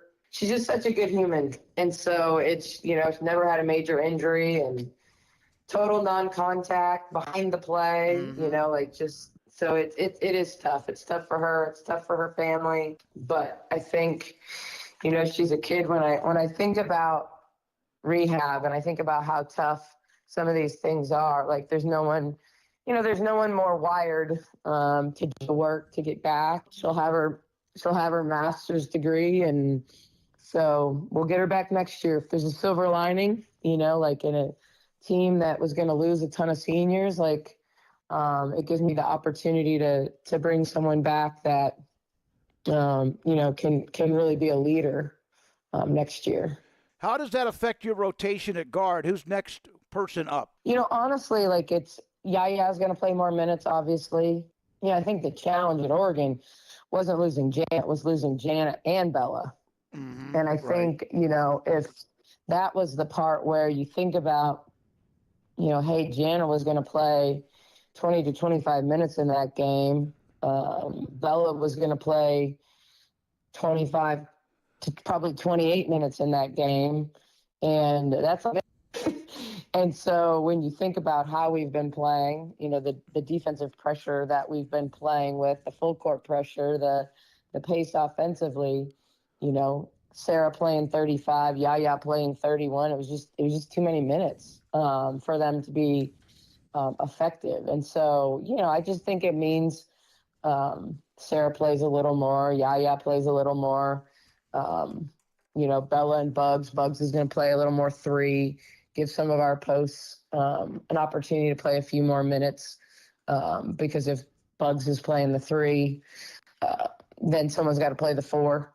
So I think it's less of an issue when we get Bella back. And then obviously when we sign Aaliyah Matharu, now it looks like, kind of a genius move at this point. I think you just patted yourself on the back, but I got to be honest with you. When you think about adding someone at the mid-year and having them play right away, it's that decision as a coach that you really wrestle with, because you're taking a group that's been practicing together, working together. You felt like had all the pieces going into the year, and you don't want to screw it up. Things can be additive, they can be, but ultimately I did it because she was too good not to take, but also because I had a fear of, like, what if someone gets injured? Yep. Do we have enough if someone gets injured? And so, I'm not saying every coach thinks a lot about it, but I think a lot about those things. I think a lot about the chemistry of the team and, wanting them to know I believed in them, and it wasn't I was adding someone because we weren't good enough or we weren't, but it just was the right move. And so, sometimes you get lucky in those situations, even in the midst of what I feel like is unlucky in terms of losing Jana. What did you learn other than obviously resiliency? And here you go again with some injury. Well, first of all, you mentioned Bella. Is that a short-term issue? I know you play a game on Thursday. What's up with her? I mean, I know she rolled her ankle. Yeah, she's questionable for Thursday, but it should be shorter term. Okay. It's an ankle roll. Everyone could see it on film. Like, she was backpedaling, not in the midst, not around anybody, just rolled it backpedaling. So, but we're not going to bring her back until she's ready. But yeah, that's short term. We will have her back. Just not sure if it'll be tomorrow. So you had what might have been kind of a good thing with the amount of minutes that you needed to spread out because of all the depth, and now all of a sudden you have this. Yeah, it's you ask, like, what did I learn about my team? I'm not sure. It's always I'm not big on consolation prizes and right. Like, in terms of, hey, wasn't it good that you came all the way back? And it's like, yeah, I was glad we fought back into the game. We still had the ability to win that game, and we didn't do it. There were things that were good. There were things that were bad. We didn't do a good job of getting Aaronette the ball, and that was two-sided. Sometimes, she didn't work to get the ball, and sometimes we didn't look for her. And so, for me, every game, win or lose, is a chance to look back and say, how do I have to be better? How do I have to prepare this team better? So there was no question that yesterday was about, hey, you're going to post hard for the ball, we're going to get you the ball. And, like, it's not negotiable. If we don't practice getting it done now, and by practice it in games, then when we get in tight games, we're not going to see that as the option, and so, really our focus has to be over the next 2 weeks. We got to get the ball inside. We got to consistently throw the ball inside and learn to play off of a post touch. And while we've drilled it and drilled it and drilled it in practice, like, it's me demanding that it still happens. Nikki Collin, Baylor women's basketball. You were an athlete. You played the game. Everybody, it depends. It's almost no different than sometimes if somebody's in the military and then they're no longer in that stringent type of atmosphere. Like they struggle at times getting into the next part of their career. But you played the game and then you coached the game. Did that help scratch the itch of not playing, that adrenaline, the crowd noise or whatever? Did that make it easier for you? Coaching and playing are so different to me. I mean, I think it certainly, coaching stokes the passion of competition, being a competitor. But the toughest part, I'll always say, for people that, like I absolutely, in so many ways, lose control when the ball goes up. I mean, then it comes down to players making plays. We can work on actions all day, all week. But then when we get in the game, if we don't run into them, if we're, you rely on your players. Now, I'm a big believer in teaching and I can certainly, call timeouts and I can but they still have to do the work, and they still have to put the ball in the basket. You can call the perfect play, but, if you don't make the shot. And so, I think for me, I'm around the game because I love the game, and I think this is my way of really still being around the game. And, I've always said basketball is, it's like giving everything to me. So coaching is a way for me to give back to the game that is, put food on my table and allowed me to meet my family and, have my family and all those things. And so, there's no doubt that I'm ultra competitive, but I think it's just a whole different deal. When you get out there, I always say, like, I would have been Manu Ginobili if I could have been. Like, if I could have been playing into my 40s, I would have, because, I always say, like, I don't think I realized I had control issues until I built my house here in Waco.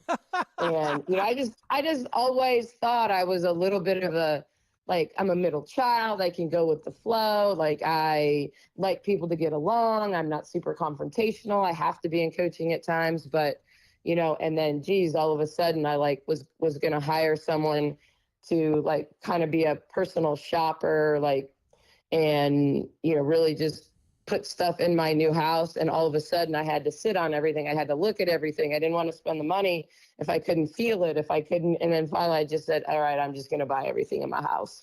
And that was the moment I'm like, maybe I do have a little bit of a control issue. Question about the NIL era. And you have built this roster, but rosters change and you get your transfers, and sometimes there's people that want to leave.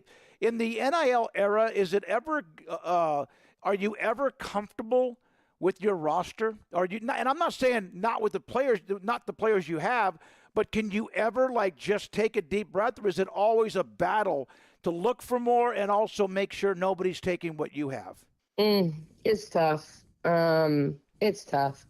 I think that, I sit back and I think about, where we're at, and there's a side of me that's just super proud and feel like these girls should absolutely get everything that they can get, and then there's a side of me that thinks, wow, is this where we're at? Is this really what we're doing? And so I think it's this balance of wanting, what's best for our players and what they deserve in the changing landscape of the game, and college athletics in general, versus, managing the expectations of what's real. And, there's just a lot of misinformation out there. And I think that's the greatest challenge right now. And I think until the House settlement goes through, until parents, AAU, coaches, all the stakeholders in the game, and I'm only speaking for women's basketball because it's what I'm around, but I just think there's so much misinformation. There's schools that just throw out huge numbers, and I have a hard time believing that all of them can back them up. But why does an 18-year-old or a 17-year-old know that? And when all of a sudden revenue share comes in and the collective comes in house, and now you have to have fair market value deals. Where are we headed? I think for me, my greatest fear all the time is the uncertainty and the lack of transparency. And so, right when I think we're doing it better than everybody else, then there's a new rule, and then we're playing. I don't even know if it's catch up. I don't know that it's catch up. I think it's more like you're trying to figure out the dynamic of how you talk about it, how you recruit to it, how you keep your own players in the midst of it. Changes every 6 months, and I thought in the spring we did it better than anyone in the portal in terms of how we utilized NIL, the conversations that we had, the directness that we had. We weren't just wasn't an assistant coach throwing out numbers and then, who knows whether they can do it or not. But to me, until we have a more transparent process across the board, until there's some, guardrails on this thing, it's a challenge. I've been very, very lucky. I can say that I'm blessed to be at Baylor. I've been really lucky that, we haven't lost key players. And yes, there's tampering going on, sometimes subtly and sometimes not so subtly. But, I think we treat our players really, really well. I think we took care of our returners. But I think in the new landscape, you never know what's next. You do not know what's next. April 8th or whatever date that is that, the House settlement comes, now what? Now it's good for some sports and not good for others. And so we have to figure out that dynamic, because it impacts your recruiting. It impacts, what other people are setting. And we're not all messaging the same way. We are not all messaging the same way. And by we, I mean across the board, college women's basketball, what I hear, what other coaches are saying, it's not the same. And so that's where I think it's really, really unfortunate. Yeah, because I think there's going to be a lot of players that have been told they're going to get a certain amount of money, and it's not going to happen. Always learning something when I have you and talk to you on the show. Thank you, Nikki. We'll talk again in a couple of weeks. Good luck managing all of that. I know you will. Thanks for your time, and good luck on Thursday night, too. Thank you. Nikki Collin, Baylor women's basketball coach on 365 Sports. Thank you to Nikki Collin. Appreciate that. And we'll have Coach Drew every other week, Nikki Collin every other week for pretty much the rest of the basketball season, and other coaches from the Big 12 when they are available. I actually reached out to Arkansas to get Calipari. He said, no, not probably going to get him because their schedule started to pick up, and so that's fine. Now we'll see if we can get Rick Pitino, right? Or whoever else, like Bill Self, who became Kansas's all-time winner among head coaches, all-time wins with a win last night against Michigan State. When we come back, Zach Gelb, Infinity Sports Network on college football and more, and this is 365 Sports. Ideal MRI. Dr. Rob Maxey and his staff, the owners and partners, have done an amazing job with a business that makes sense for them and makes sense for you, the customer. I have used Ideal MRI, their state-of-the-art imaging machine, 4 different times. I'm sure there'll be another time at some point, because at my age, the body starts to break down a little bit differently, a little bit more. And it's always nice to know if you have pain that during the day, it doesn't allow you to function the way you want. If you have pain that doesn't allow you to sleep without always tossing and turning. I remember I had a torn rotator cuff, and I couldn't sleep on one side, and then it felt okay, then it got hurt. I had to sleep. So you might have things that keep you from sleeping or working or functioning. Ideal MRI and their state-of-the-art imaging machine can help you find out what's hurting you. Your doctor can contact them, tell them that they need an MRI. He wants or she wants an MRI of your knee, your back, your shoulder, whatever it might be, and it's $497 or less every single time at Ideal MRI in the Central Texas Marketplace off I-35 in Waco. Baylor alumni are more than 160,000 strong. When we all join hands to support our university, we don't just move the needle, we move mountains.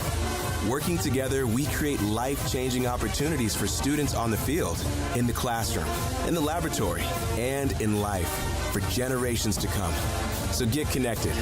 Get involved. Learn how at Baylor.edu/alumni.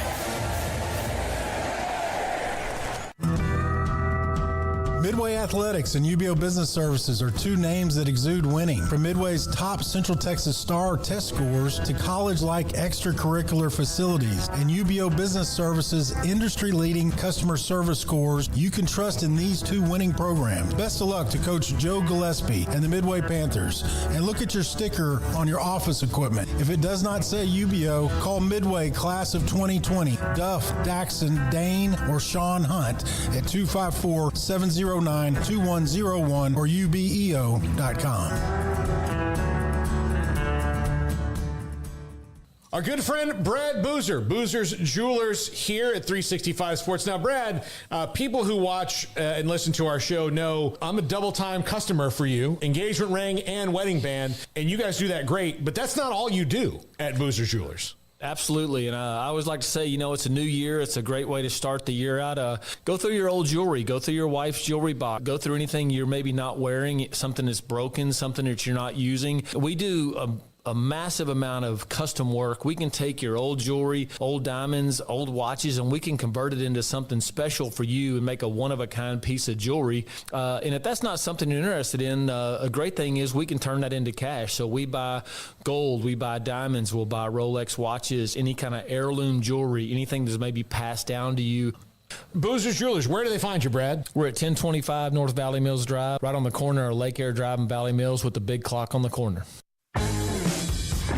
This is 365 Sports, powered by Sikkim365.com. This segment is brought to you by Busch Light, the sound of refreshment. The coldest and smoothest light lager there is. Find Busch Light near you. Here we go, this 5 o'clock hour. Josh Furlong on Utah, and a tough week it's been for the Utes. Tough year it's been, especially for AD this week, Mark Harlan. Zach Gelb, Infinity Sports Network, joins us. Just wrapped up what he does and now joins us on Wednesdays at 5 on 365 Sports. So, Zach, I saw a tweet where you had that college football does not have a face for the sport right now, and you think that Deion, if Colorado can keep winning and actually be better than just the hype, could be the next face of the game? Yeah, so appreciate you guys having me as always, Smokey. I don't think it's going to be like a long-lasting face of college football because I do think within 5 years, Deion's going to take a job somewhere else, and then obviously the hype would grow even bigger with going to a bigger school, or he may just leave college football altogether. I don't think he'd be going to the NFL. Maybe he just had enough of it and kind of proved everything that there was really out there to prove. But you look at it right now, he's exceeded expectations. Not only has he exceeded expectations, if they win out, they're in the Big 12 championship game. They control their own destiny to get to the Big 12 championship game. And I think they'll be in the Big 12 championship game. And right now, I can't believe I'm saying this, but I think Colorado would beat BYU, and then they would be in the college football playoff. By the way, love the full taste of New York we're getting in the background. Yeah. Right now. You know what's so funny? Right before you guys called me, there was no sirens. And then the moment I get on the phone with you guys, there's an ambulance. And this is how it works in New York. The ambulance, like anywhere else in the country, they move because people get out of the way. In New York, people don't get out of the way. So I hope whoever's in that ambulance is all right. Oh, my Lord. I love it. He'll be fine. I gotta get where I'm going. So, Zach, I saw a report from Jeremy Fowler at ESPN that Dan Lanning is creating some buzz in NFL circles because they think he's got some of the Dan Campbell in him. Do you think that is a this year thing or a couple of years thing for Dan Lanning to get some NFL nibbles? I could see it be a couple of year thing, and I understand why maybe Dan would be interested in it because the lifestyle of being a college coach is tougher than it is being an NFL coach. But I'm always weary of it. Like, we all know Matt. We thought Matt was going to be really damn good in the NFL. And that jump of going from college to the NFL is very tough when you are a college coach and kind of a culture builder because guys in the NFL always kind of say, is this more college-y or, maybe we need to change some things for it to be, NFL flavor. So that's always a concern. And, hey, it's not even someone like Matt. Look at Urban Meyer. Urban Meyer is one of the greatest college coaches of all time and then was a disaster in the NFL. So I would still think Dan has it made for him right now at Oregon. and I would be surprised if anywhere in the short future he's leaving Oregon to go to the NFL, but I don't fault NFL teams for calling. Zach, we got a second set of playoff rankings, and BYU, for example, gets a big adjustment from being kind of the big gripe in week number 1. I think if you're looking at gripes maybe for some in week 2, it's SMU not getting much respect. But for you, what was maybe the positive, the gripe, or just how'd you feel about what we saw last night? Yeah, I thought they got the 12 teams right. If you maybe want to say the order needs to be different, I'm okay with that. But I thought the 12 teams that got in was fine. I can understand the SMU fan being upset because, hey, their only loss was to BYU. The Miami loss obviously was worse to Georgia Tech. So I get that. But as long as SMU takes care of business, which they control their own destiny, they'll get in the college football playoff. And that would be requiring, in all likelihood, beating Miami in the ACC championship game. So no one should be surprised that Georgia was left out last night. I do think Georgia could rebound this week up against Tennessee and still get in the college football playoff. But the thing I was the most happiest about was actually Indiana coming in at 5, even though they're not the 5th seed because of all that goes down. Because I thought maybe Indiana, after this great season, they lose to Ohio State, they could be on the outside looking in. Since you're closer to 1 right now than you are 12, I think Indiana's safe, even with the poor showing up against the Buckeyes. Yeah, that'll be fun. Wouldn't you love – I know there's Ohio State fans that watch our show, but you play the games because you don't know. And I mentioned this earlier when people were saying, yeah, but Alabama would crush Indiana. Well, everyone thought Northern Illinois would be beaten by Notre Dame or Vanderbilt, Alabama, etc. Wouldn't you just love to see that game? Does that stop anybody's narrative if Indiana was to happen to win, which I don't expect them to, but if they did? Yeah, and honestly, this is not how I look at it, but I think a lot of people will look at this maybe nationally, even if they don't win. Like, if they're in it, like legitimately in it, not like a backdoor touchdown at the end, but if they're within a touchdown or less for the majority of the game, I do think more people would have respect for Indiana. Kind of like, even though it was early in the season, but Boise State, who is probably going to make the playoff, when they just lost to Oregon in a game that, quite frankly, they should have won. Zach, who do you think after this week, or after this last week, we can count out? Like, is Clemson completely out? Like, who is out? Like, nothing they can do to get back in? Iowa State, maybe? Yeah, Iowa State, I'm really disappointed, especially with how they were rocking and they lost the last 2. I would just say, as I have people yelling taxi in my ears, I'm talking to you guys, which I'm sure is wonderful to listen to. I would think really Georgia's going to end up getting in. I would say that. And I think Colorado's going to find the way to get in. Like, that's how I look at it. The teams that weren't in last night, I still think there's a path for Georgia, and I still think there's a path for Colorado to get in. I ultimately think Tennessee will be on the outside looking in.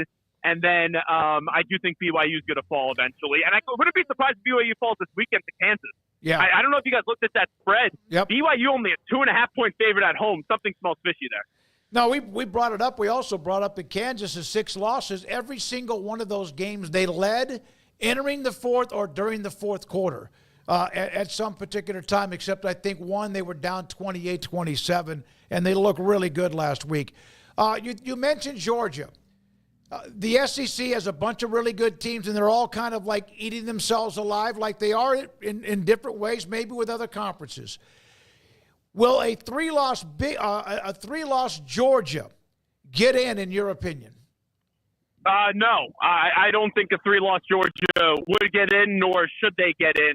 But here's the interesting thing. I think there's like 6 teams right now in the SEC that have a legitimate case to say, okay, we can feel good about getting in. I ultimately think only 4 will get in. But also this scenario after Smokey. What happens if BYU plays Colorado in the Big 12 championship game? And let's say BYU doesn't have a loss on the season when they're in that Big 12 championship game. And let's say Shedeur gets them into field goal range and Colorado wins by 3 points. Is the committee going to put 2 Big 12 teams in with Colorado winning the conference and then BYU, their only loss being by a field goal? Like, that's something that I monitor. Obviously, Notre Dame can take away a bid from the SEC or the Big 10, and I think Notre Dame's going to win out and do so. But the Big 12, to me, is something to watch. I think the committee would ultimately give the shaft to BYU if they don't win the conference. But how they lose that conference championship game if they do, I think is going to be fascinating to see how many teams the SEC and Big 10 do get in. Who do you think is the best team in the ACC, SMU or Miami? The best team, Miami. SMU. Who has the best player? Miami. And Cam Ward, they have that formula at Miami where it's Cam play hero ball. And most weeks this year, even though it hasn't been pretty, it's worked. And then the luck did run out last week up against Georgia Tech, especially at the end of the game. So I would say SMU is the better team, but Miami has the better player. And I'm going to still go with Miami winning the ACC. All right, Zach, what is your flavor of the week when it comes to the NFL? Teams that are up, teams that are down. Lions and Chiefs are still the two teams that lead the way, even with almost both losing. I was very impressed with what the Lions did in the second half. I'm starting to get back in on Philadelphia, even though I do not like the head football coach, but they have so much talent, and I am just so fascinated by what the Bills are going to do this week. Now, they've defeated the Chiefs before in the regular season. They haven't beat them in the postseason when it counts, but that would be an enormous victory this week for Josh Allen if he wants to take some MVP votes away from Lamar Jackson. So that's kind of what my intrigue level is. And then the Bengals and the Jets. Man, everyone keeps on trying to make a case for them, and these teams just don't know how to win games. But I'm really disappointed with the Bengals because we've seen what they've been able to do up against Kansas City. And you look at a team like Cincinnati, how they've blown out 2 games to the Ravens when Joe Burrow has just been unbelievable in both those games. And Jamar Chase, that's really a stunner and kind of frustrating when you look back at it. Zach, do you think Aaron Rodgers is back with the Jets next year? I know there's been some questions about that. Well, I asked him that two weeks ago. I was in a post-game press conference, and I said, Aaron, I know you guys get a win. I know you guys are 3-6, but you turn 41 in a month. And, have you thought about these going to be the final 2 months of your career? And he kind of chuckled at me. I kind of thought that was his way of, patting me on the head and saying, nice try, buddy, that I don't really know. And then he just said no. But I heard today that he was basically talking as if he would be back next year. If I'm Aaron, I would retire. But I think he will ultimately come on back and quarterback the Jets for one more go-around. Yeah, you never know the year after you've had a major injury, maybe even at his age, the pride that he has, perhaps he just needs to go cleanse that body one more offseason and see. But he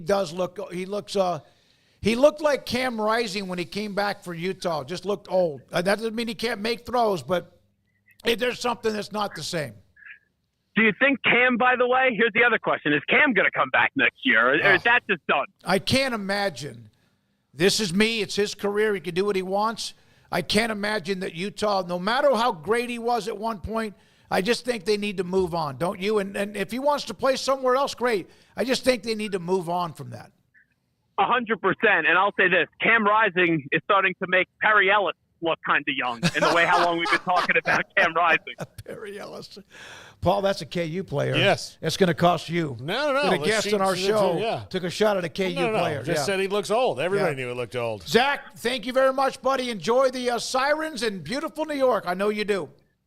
Yeah, I apologize for the background noise, but thanks for having me on. We're good. We're good. Thank you very much. Again, that's Zach Gelb. Look, it was great. You can never not hear Zach. He's got a very loud voice. If we didn't know him, his accent, but the background, you knew he was in New York. Yeah, you knew he was in New York. Yeah, he wasn't in Orlando or not even L.A. That was New York. Look, other than like oh crap, there's a rat. That was all New York. Yep, absolutely. All right, when we come back, we're going to check in. Speaking of Cam Rising, the Utah football program, man, it has been a rough year, a terrible finish to their game against BYU for them because it looked like that might give them some juice. And it was against BYU. They could be 2-7 and win that game, and it's a big deal. And then, of course, the ending with the AD and Mark Harlan, all that went with that. And what's next for them? Josh Furlong, he covers Utah. He's next. This is 365 Sports. So what are you going to eat on Thanksgiving Day? Maybe throughout that week, if you have days off, you're going to stuff yourself with turkey and ham and stuffing, pumpkin pie. Well, how about enjoying yourself on Thursday and then Friday morning you get yourself right back to being focused? After all that turkey, mashed potatoes, and desserts, it's the turkey torture at Waco Regional Tennis and Fitness, the annual event. And it's an appreciation breakfast, too. Plan to join Waco Regional Tennis and Fitness Turkey Torture Friday, November 29th, a 2-hour variety of group exercises taught by several instructors starting at 8 o'clock. It'll be fast, furious, and fun. A great way to find out and try different classes and teaching styles, different personalities. If you've been hesitating to try something new, this is your chance. Can't make it for 2 hours? Just be there as long as you can, and there's a kids club available if you have children that need to be watched. Afterwards, stick around for the member appreciation breakfast, 10 to 10:45 before Silver Sneakers begins. If you're traveling, can't make it to the turkey torture or the membership appreciation breakfast, be sure to get your fitness in while you're away, because you know you're going to eat a bunch on Thursday and probably even throughout the weekend. Waco Regional Tennis and Fitness, grateful for all the members, thankful for the family-friendly community you have at Waco Regional Tennis and Fitness on Lakeshore Drive next to Hawaiian Falls in Waco. One size fits all. That may be all right for an adjustable belt or cheap sunglasses, but when it comes to your financial needs, no one wants a one-size-fits-all strategy. Cam Heathcott, your Edward Jones financial advisor, knows that his most important goals are yours. That's why we take the time to understand your needs, knowing you. That's how Edward Jones makes sense of investing. Cam Heathcott in Conroe at 936-756-7717. Edward Jones, member SIPC.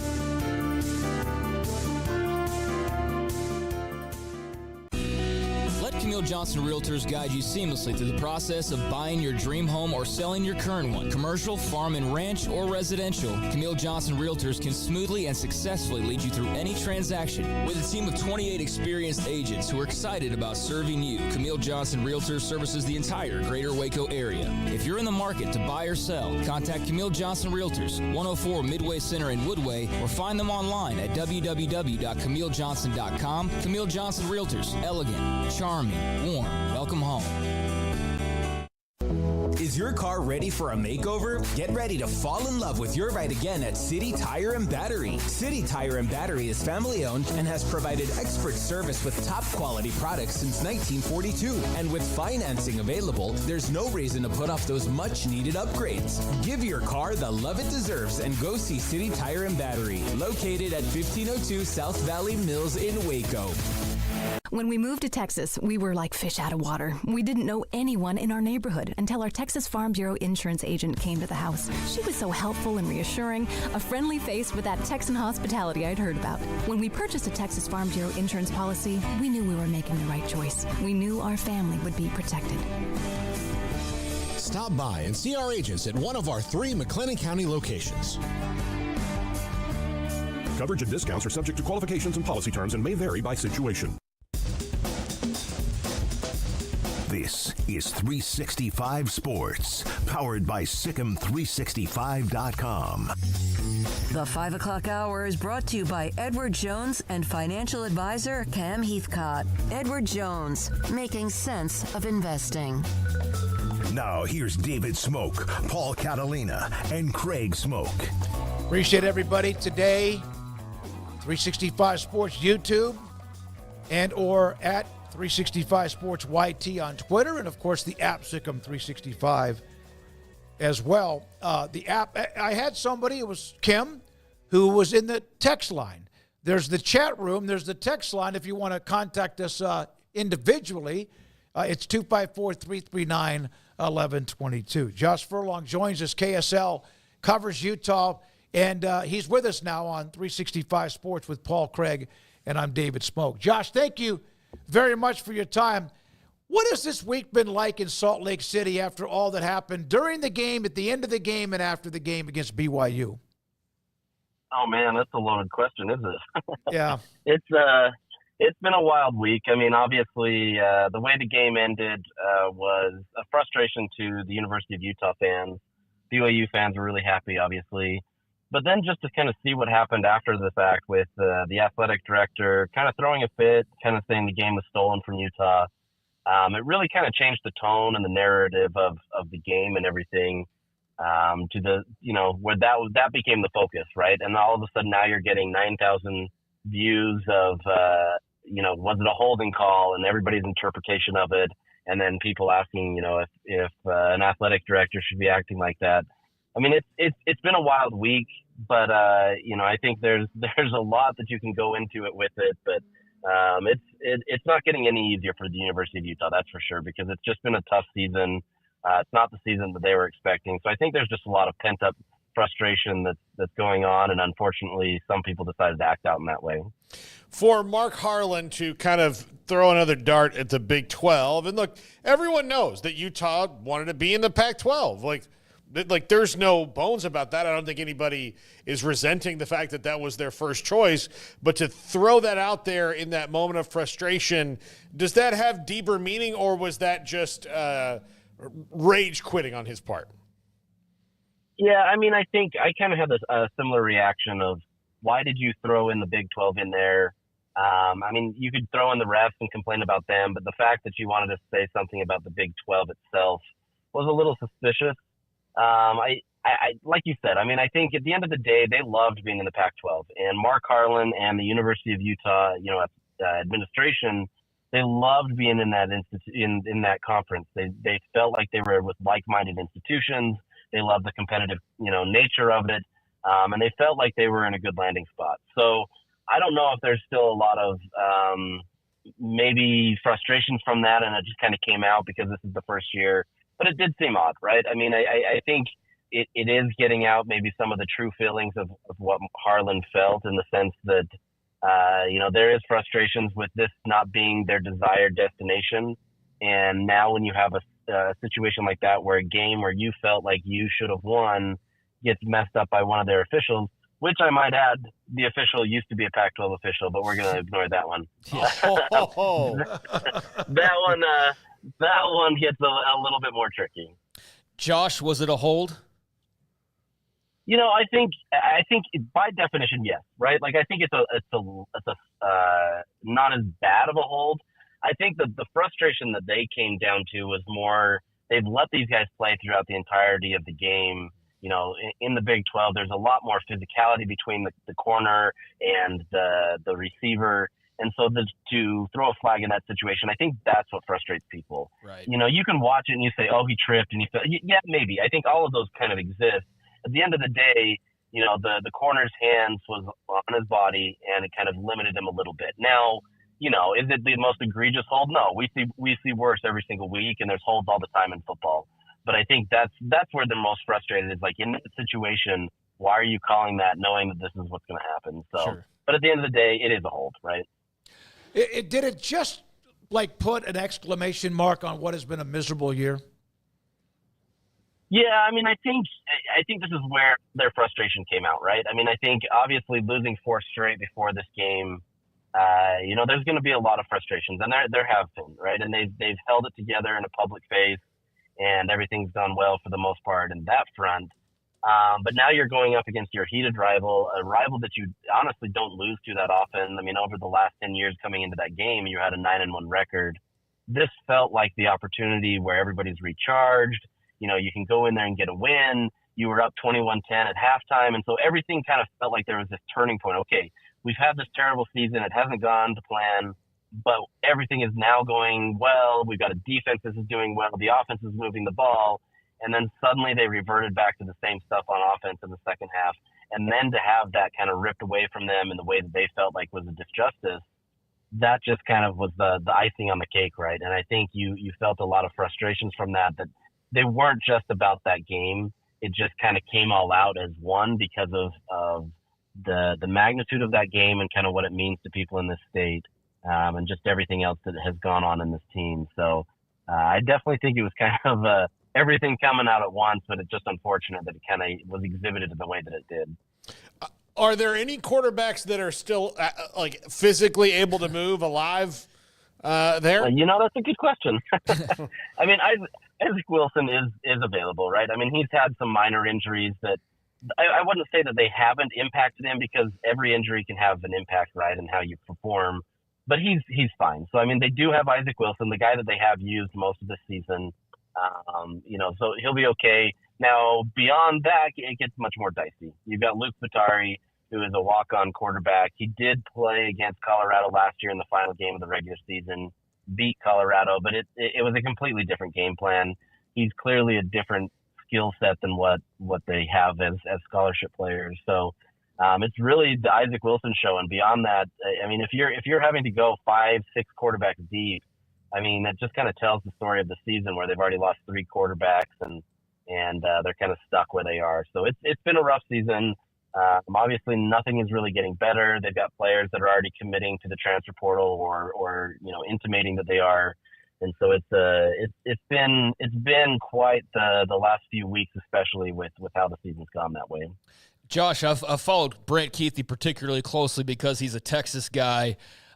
Obviously, injuries are unfortunately nothing new for him, but having covered him these last few years, what are kind of your takeaways of just watching him, talking to him, interviewing him, and just how brutal of an end is that? Although I guess, somewhat fitting, but still, it's just I hated to see that, another lost season for him.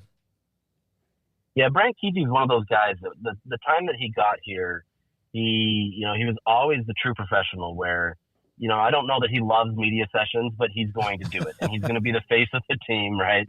And he's going to do everything he needs to kind of put on a good face. But behind scenes, he was a phenomenal athlete. He put in the work. He worked hard. He wanted to make sure his team was doing really well. And he did everything he needed to. I mean, coming into a couple of years ago, he was considered as one of the top tight ends in the country and was on pace to potentially be one of the first, a first or second round type draft pick. And then just injuries have started to derail his career. And it's unfortunate because he was having such a great year. I mean, it wasn't what he expected based on what they, had with Cam Rising and everything, but he still got his numbers. He was still showing that he could be an NFL type tight end. And now for another year, you're getting this season ending injury. And it sounds like it's pretty serious. I haven't heard officially from anybody what the true injury is, but like that at that point, like he's older in age. I can't imagine this helps his NFL stock anymore. It's just unfortunate to you if you could go rewrite history and tell him go to the draft right now, because he turned down an NFL Combine invite to come back for one more year, and that's the season he got hurt the first year. It's just unfortunate to see for his sake. What this could have meant for him. You could have at least been paid pretty healthily in the NFL. Now you're getting paid in college, but it's not the same. And there's a real risk that this could impact his career, knowing how many injuries he's had and how later in his life he is to this point. So it's unfortunate. He's a great guy. I mean, like, you wish him the best. It's a terrible way to go out.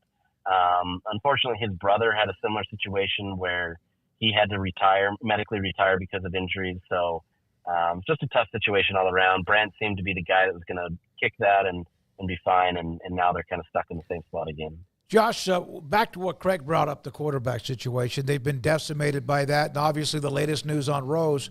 And then the Cam Rising that went on and on and on. Do you think, in a way, this is not to be personal to him, but did that hold Utah football hostage? Because you would wait for a guy like that to come back. And secondly, if he all of a sudden decided he wanted to come back again because he has another year, what would happen? Would that be probably, man, we need to move on and move into a different era? Yeah, I mean, I to answer that last question, I don't think there's a real likelihood of him coming back. I mean, I think he sees kind of where it's at. I think Utah has kind of been in this situation before. And I don't know that there would be a consensus where they both felt like this would be a good way to come back. So, I think at this point, if Cam wants to pursue the NFL, or maybe he, pursues another team, I doubt it. He doesn't want to be in college anymore. I think he either has to decide, do I want to try to make this a thing? Do I want to try the professional ranks and see what I can do? Or do I just hang it up, maybe go into coaching, that kind of stuff? I think that's more likely. I don't know if calling it hostage is necessarily the right thing, but I think that actually, it's a good fitting term for this. I think the problem is Utah put all of their eggs in the Cam Rising basket. And I think all of the praise of them being, the top pick in the Big 12 and having these playoff expectations, they're real. It's not like this team has changed. I think this team is still talented, but the problem is they felt almost invincible that they had Cam back and everything was going to change, right? He was going to kind of be the savior of the program, so to speak. And everything is going to come back. We're going to go back to those 21 and 22 seasons where you won Pac-12 championships. And, I don't know if they fully in their mind, really thought it out that, injuries are part of the game. Now, nobody is expecting a hand injury at a Gatorade table that is going to derail a season. But I think everything was in that. And so you had players committed because of Cam. You had the coaching staff that was kind of committed to Cam. Andy Ludwig, honestly, was probably not going to coach again unless Cam came back. And so you had all of these things surrounded around Cam. And when he was kind of in that in-between, suddenly you have a team that's still trying to hang on for dear life while not really, scheming to the skill set of a true freshman quarterback that isn't Cam Rising. They have some similar traits, but they're not the same player. They don't have the same game. And so you really kind of handicapped your offense, you handicapped the team, and suddenly now you're in retrospect looking at this on a 5-game losing streak, wondering how it all went wrong. And it's easy to kind of point the fingers that they just honestly put all their eggs in that basket. Josh, we know what it's like to cover teams when they're winning. It can be a lot of fun. And then there's years like this where it's just really, man, it's just like it never ends with just the bad news dumps. But what are you as a reporter and I guess maybe even just Utah fans in general, what is there kind of down this stretch do you feel like to sort of look towards when it comes to the future and hopefully what is a turnaround sooner rather than later? Yeah, I mean, I think the general consensus among the fans is that the season's lost, obviously, and I don't know that anybody really cares if they get to a bowl game. Bowl game just delays the inevitable and everything. I think that would help in terms of not having a losing record. But I think there's a huge sentiment of the fans that are ready to kind of move on in the next era of the coaching staff. They love Kyle Whittingham. It's not that they want him gone in the sense that he's a terrible guy and they don't have all that. But I think with Morgan Scalley as kind of that head coach in waiting, they kind of want a new regime. They want to see how this goes. 20 years with the same head coach is a long time. You're seeing it in Kyle Whittingham's face. He's having conversations about that and wanting to hang it up. And I think it's kind of to that point where, if he is having those conversations, there's this subtle nudge from the fan base. It's like, it's time to move on. Let's see what we've got with the next. Now, that's not always the best thing, right? That can be a dangerous game, and it doesn't turn out to be the same way, and you end up in a world of hurt. But I think they really do love Morgan Scalley. They love his defense. He wants to exhibit a more modern offense that isn't all about ball control and being conservative. So I think that kind of gives people hope that if that happens, maybe this next year, which will probably be pretty big in the transfer portal and changing the team, that'll give them hope knowing that the next year maybe things can change. I just don't know. No, go ahead. You finish your thought. I just don't know. Is this the way that Kyle Whittingham wants to end it? No, I don't think so. I mean, I think in some respects he was kind of in the same vein of, at Cam Rising will get us to the promised land and I can retire in my 20th year and everything will be great. But I think in the same vein, you get to retire on your own. You get to do it on your own terms instead of getting fired. And not that he's at a risk of getting fired. I mean, he's untouchable. But I think this gives you an opportunity to kind of go out on your own terms, even though it was devastating. It was nowhere what you'd want to be. The only hope that maybe he stays is that he wants to go back to BYU and beat them again. But that would be probably it. I don't. To be honest, I think it's more likely trending that way just because of the emotional toll that it's taken on him for this season. Josh, I was going to ask that about Coach Whittingham. How do the fans feel about Morgan Scalley and the future whenever that is? I mean, I think there's always cautious optimism, right? I mean, he's a Utah man, and that's what they love the most. He's not a guy that's going to be chasing a bigger job or trying to get swooped up somewhere else. I mean, he's been offered, great jobs at USC and other places around the country, and he continues to say that Utah's his home. And it truly means that to him. He wants to be there. He's committed to the program. He's got great vision, great recruiting. And so I think they have all the belief in the world that he can be a guy that can do that. You never really know when a guy gets that head coaching role and what that takes, but over the last few years, Kyle's been giving him more responsibilities in this team. So it's not like Morgan would come into this completely unexposed to what a head coaching world looks like. The biggest difference is he's just never been a head coach. And so there's going to be, some trial and error. There's going to be some decisions that he's never had to make. But I think there's optimism there that he can do it. The defense will stay the same. The real question is, can he make that transition while also bringing in an offense that becomes more modern, that brings in more excitement? Because the fans are honestly tired of just seeing the defense always out there doing their best, but you want to see a competent offense as well. That's kind of the counterpart to what Utah does on defense. So, Josh, final thing for me. I know that the emotions at the end kind of took a lot of the air out of the room there, but what was it like to be at Rice-Eccles Holy War conference game? I mean, did it add any extra substance to it, or just kind of from your perspective, what was the atmosphere like for those of us not able to see that madhouse in person? Yeah, I mean, I think having it back in conference was I don't know what I was expecting, because I've covered this game, for many years, but outside of the conference setting. And so having it come back, I mean, I think there was just so much more interest in it. Obviously, BYU being undefeated helped. Obviously, Utah wanting to kind of spoil their season helped that as well. But I think it just means something. And when it means something, this rivalry is at its greatest. It's obviously at its worst, too, because fans get a little crazy, as every rivalry does. But I think when you have something on the line, it means so much more, and it's exciting in the state to be able to have that. And then in the energy in Rice-Eccles Stadium, it's so much fun to have those kinds of games to witness, because you get to see how the fans are interacting and see kind of the passion that they have. And going into that last stretch, I mean, the Utah fans were loving it, right? Rice-Eccles Stadium was hopping, and it was a loud, raucous environment like it has been in the past. And then suddenly that last minute changed the entire tone of the game. But that's what makes it great. It's going to be one of those things that everybody's going to look back on that game. It's going to have something that matters, probably better for BYU in the sense of their rankings and playoff aspirations. But it's fun. I mean, I love those games. I would take those games any day of the week. Last thing, I saw you were has physical therapy with one of your children. Everything good? Did you coming back from an injury? Everything okay?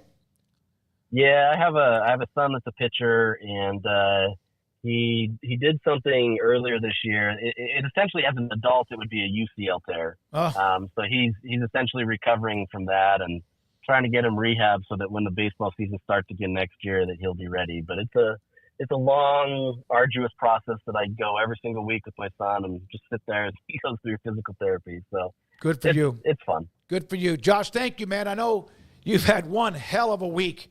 My goodness, and all since just Saturday evening, whatever. I do know this, the country got a big dose of what the Holy War is all about, and hopefully we'll have much more of that game. It appears that's the best part about those two now being in the same conference. Thank you so much for your time. Have a great week, sir. Thank you so much. Appreciate it. Josh Furlong, KSL Sports. That's a lot. That's a whole bunch right there with all what he's had to cover, from the loss, the controversy, to Harlan, to the feelings about the Big 12, about some feelings about Harlan, rising, etc. Yeah, I said this the other day, though, man. Someone's got to give with the conference. Oh, no, I said this on Monday. I said this on Tuesday. I'm saying it again today. I don't know how something gives unless it's him that's giving way, or maybe it's just a turnover at the top with Kyle Whittingham giving way to Morgan Scalley. But just the approach, the complete lack of chemistry and respect in some ways, and the stunt that he pulled on Saturday night. Like, I know Brett Yormark got him by the pocketbook, but bro, get on or get off, like the train here. Like, I just feel like it's understandable you wanted to stay where you were, but that's just not college athletics. So make the best of the situation or make it as toxic as possible. And right now they're doing the latter. And I don't think that benefits Utah. And I don't think it really bothers the Big 12 all that much, because they're just going to move on and, hey, fine, we'll just focus more on BYU, undefeated. Like there's other options for them to tout. But I hope that Utah can get on a different wavelength. I think some of their fans have tried. It's just made more difficult by some of the outcomes this year. You can't just be happy with the conference if you're winning. It's not their fault you are having the year you're having. And it's not their fault that the conference you were in was being imploded. But right? I do think that fans, while they do have their own opinions and their own people, when you're seeing the top brass who you normally turn to for their opinions.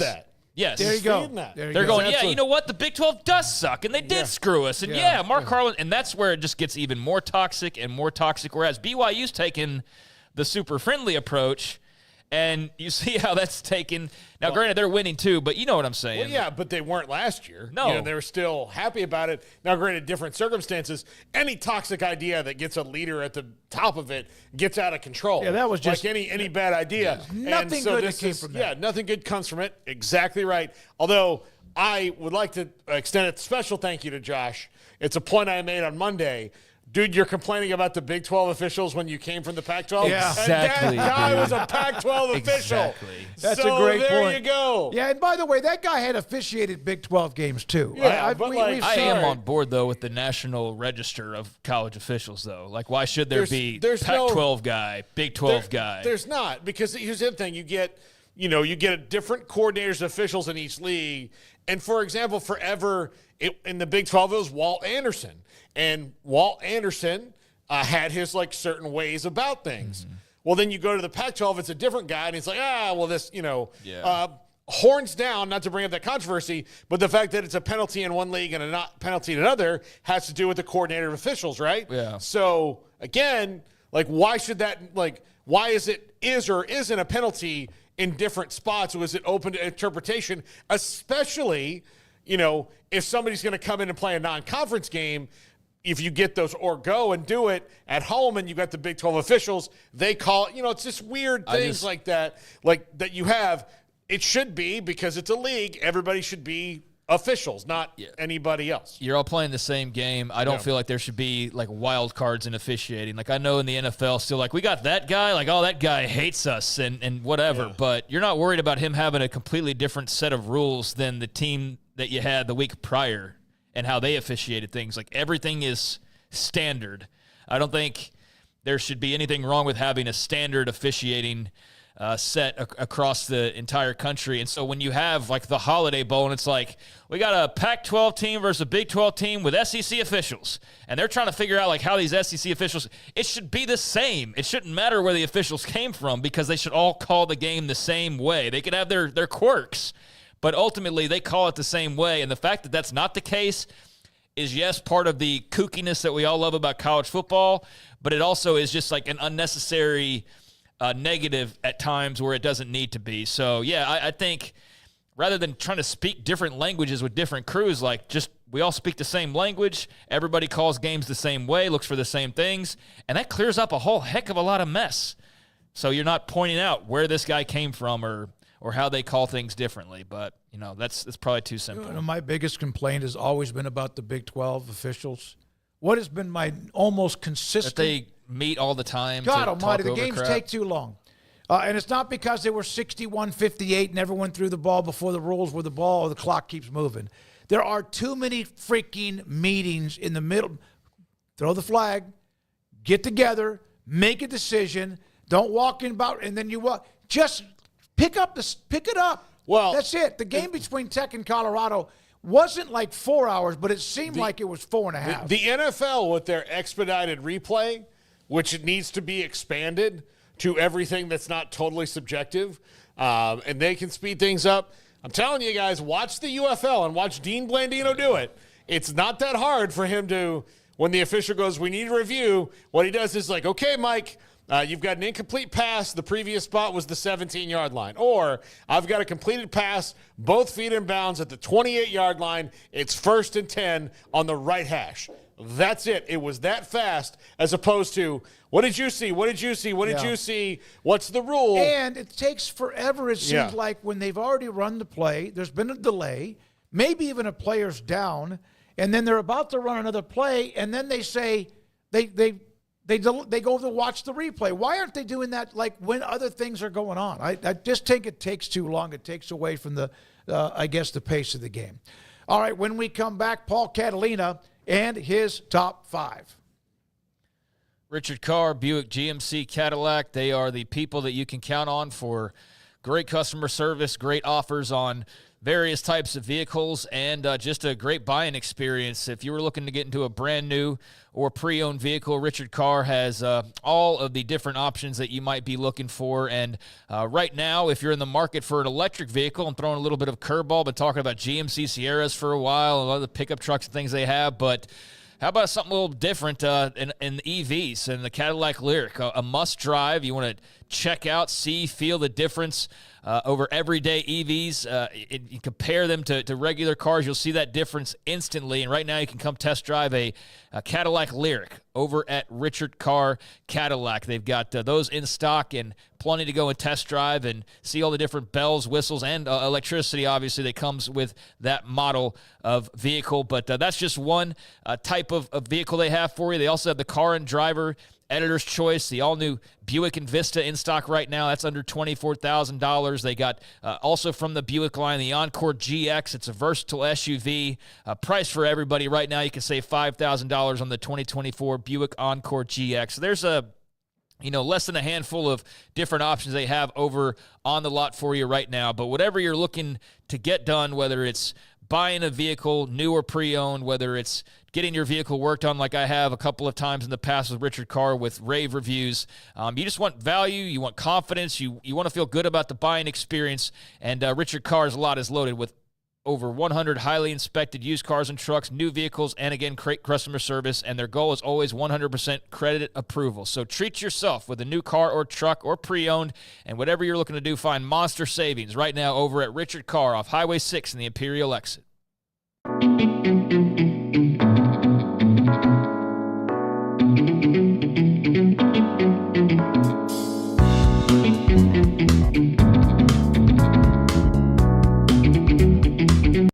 Fantasy Sports EVO, the next evolution of daily fantasy sports. Tired of traditional fantasy sports where you spend hours upon hours studying individual players? EVO's unique team-based platform makes it easier than ever for all sports fans to play. No need to know individual players. Just choose your contest, select your teams, and enjoy the game. Whether you access our website from a desktop, mobile device, or the app, the experience is the same. EVO is for all sports fans. Join Fantasy Sports EVO and experience the evolution.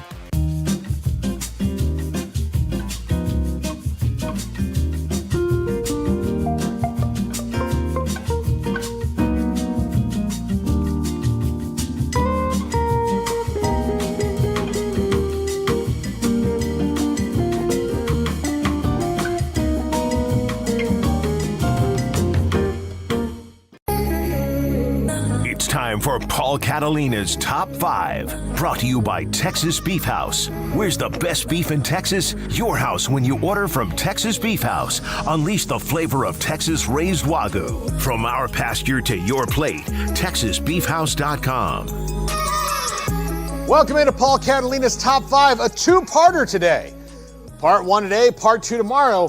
Playoff contenders, red flags. Of course, brought to you by Texas Beef House. Use our promo code 365sports at TexasBeefHouse.com. Let's get into it. Number 5, the BYU offense. The BYU defense, lethal. They will fight you tooth and nail. They'll get right in there like 30-style boxing. That's what they'll do. Their offense, while good, it's not great. It's also spotty at times, especially if you saw them playing against an elite defense like they did at Utah last week. It was tough for them. Jake Retzlaff has been a revelation for them. He makes big plays when it counts. They seem to do that, but they don't run the ball all that consistently, and the passing game gets a little bit spotty. So when it comes down to them in the playoff, this is the thing that has to get better. Their defense, though, championship caliber, and we've seen that all year long.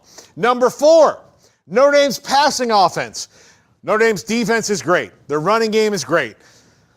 Riley Leonard is a great leader, but not really the strongest passer. Plus, they don't have a lot of dynamic talent in the wide receiver core. They've got some good players, and they can make plays, wide receiver and tight end. But if you have a game where you've got to throw to win, like playing a good run defense, that's going to be a problem for the Irish. But so far, it hasn't been, except for one game this year against Northern Illinois, one that they would like us to forget. But as we know with a lot of things with the Catholic Church, when you make mistakes, people tend to bring them up. Number 3, Penn State playing anyone who's ranked, anyone who's good, anyone who's on their level, they don't really seem to beat them. This is a classic flaw in James Franklin's coaching career and has been. It's his big pain in the butt for Penn State fans.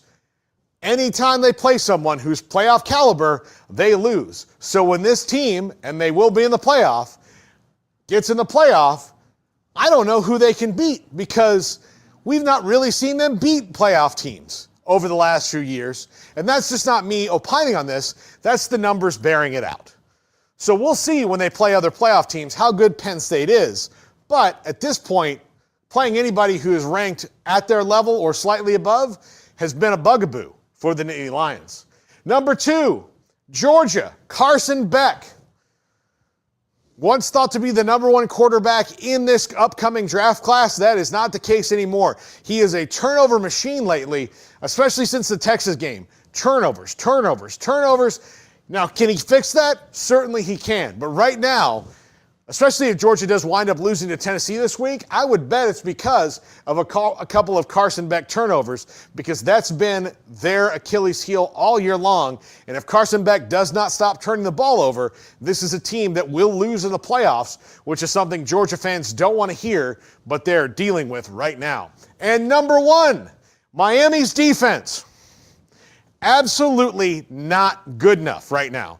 Lost to Georgia Tech when Haynes King, who played most of the game, couldn't really throw a forward pass. He threw a couple. They had to bring in their third-string freshman quarterback to throw some passes and run some of the offense and give Haynes' shoulder a break, but they ran right at them. There are going to be teams in the playoffs they play that all have running games. Tennessee's got a great running game. Boise State has a great running game. Heck, if Army pulls off the impossible and gets in there, great running game. We talked about Notre Dame earlier. Miami, Notre Dame, Catholics versus convicts back again. Guess what's going to be a problem for them there? The running game. They've got to get that fixed, and fixed in a hurry, because it has not been good, and it's not just recently. It has been the entire season where they have been getting out by the skin of their teeth because of number 1, Cam Ward.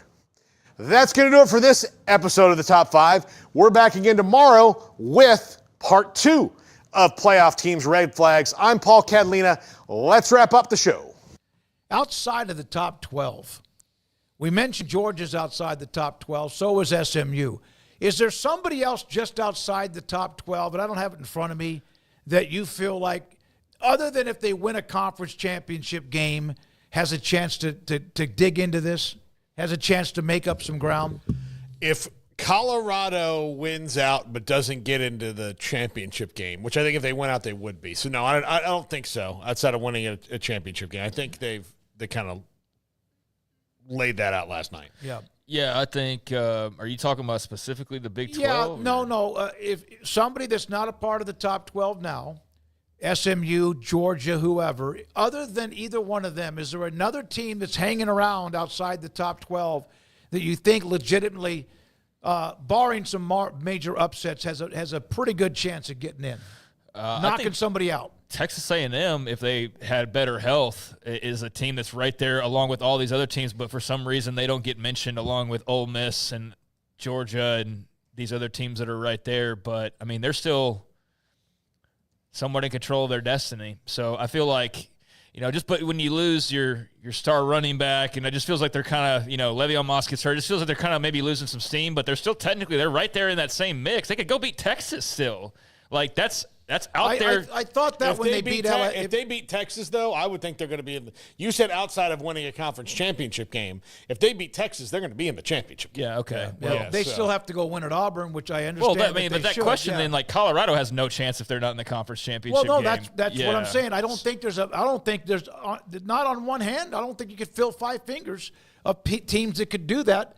No. Unless they were to get into a conference championship game and maybe upset somebody or make a run near the end. It's very much, yes, there's 25 teams, but really there's really about 15. I don't know about you guys, but I would much rather just be talking about the fight for 5th. The fight for 4th. Yeah. That was so much fun. Yeah. Having 3 spots already locked up that you knew, like, pretty much no matter what, they were going to be set in stone. And then everybody just 3 or 4 teams fighting for 4th place. And you knew that, like, if one of those teams was Ohio State, they were going to be the one that gets picked ultimately, because that's how that 14 playoff just felt every single year. But, yeah, this is way better, in my opinion, in terms of just not even the stuff to talk about, but just as a fan, the excitement level of, like, Indiana's not trying to just make that fourth spot. Like, right now, they'd be in, right? And even if you take a loss, like, you still have a great opportunity. And that's exciting versus what bowl game you might go to. Now, if you're not in contention for the CFP, the bowl game is still exciting, but to have this alternative and to have so many teams with 3 weeks to play going like, well, how can we get in, and to actually have a legitimate chance to get in, not just lip service, I think it's awesome. And I know there's already complaints about it, but I don't see it, man. I don't see it. I think this is made for a much better end of the regular season. Yeah, there's not this. It's not just it's I can't wait to each weekend. I just can't wait. In fact, last weekend I loved the fact I had really nothing else to do. I got to sit down and watch 12 hours of college football. Army could be somebody, but they're going to have to beat Notre Dame that could be a part of that mix. They are not going to.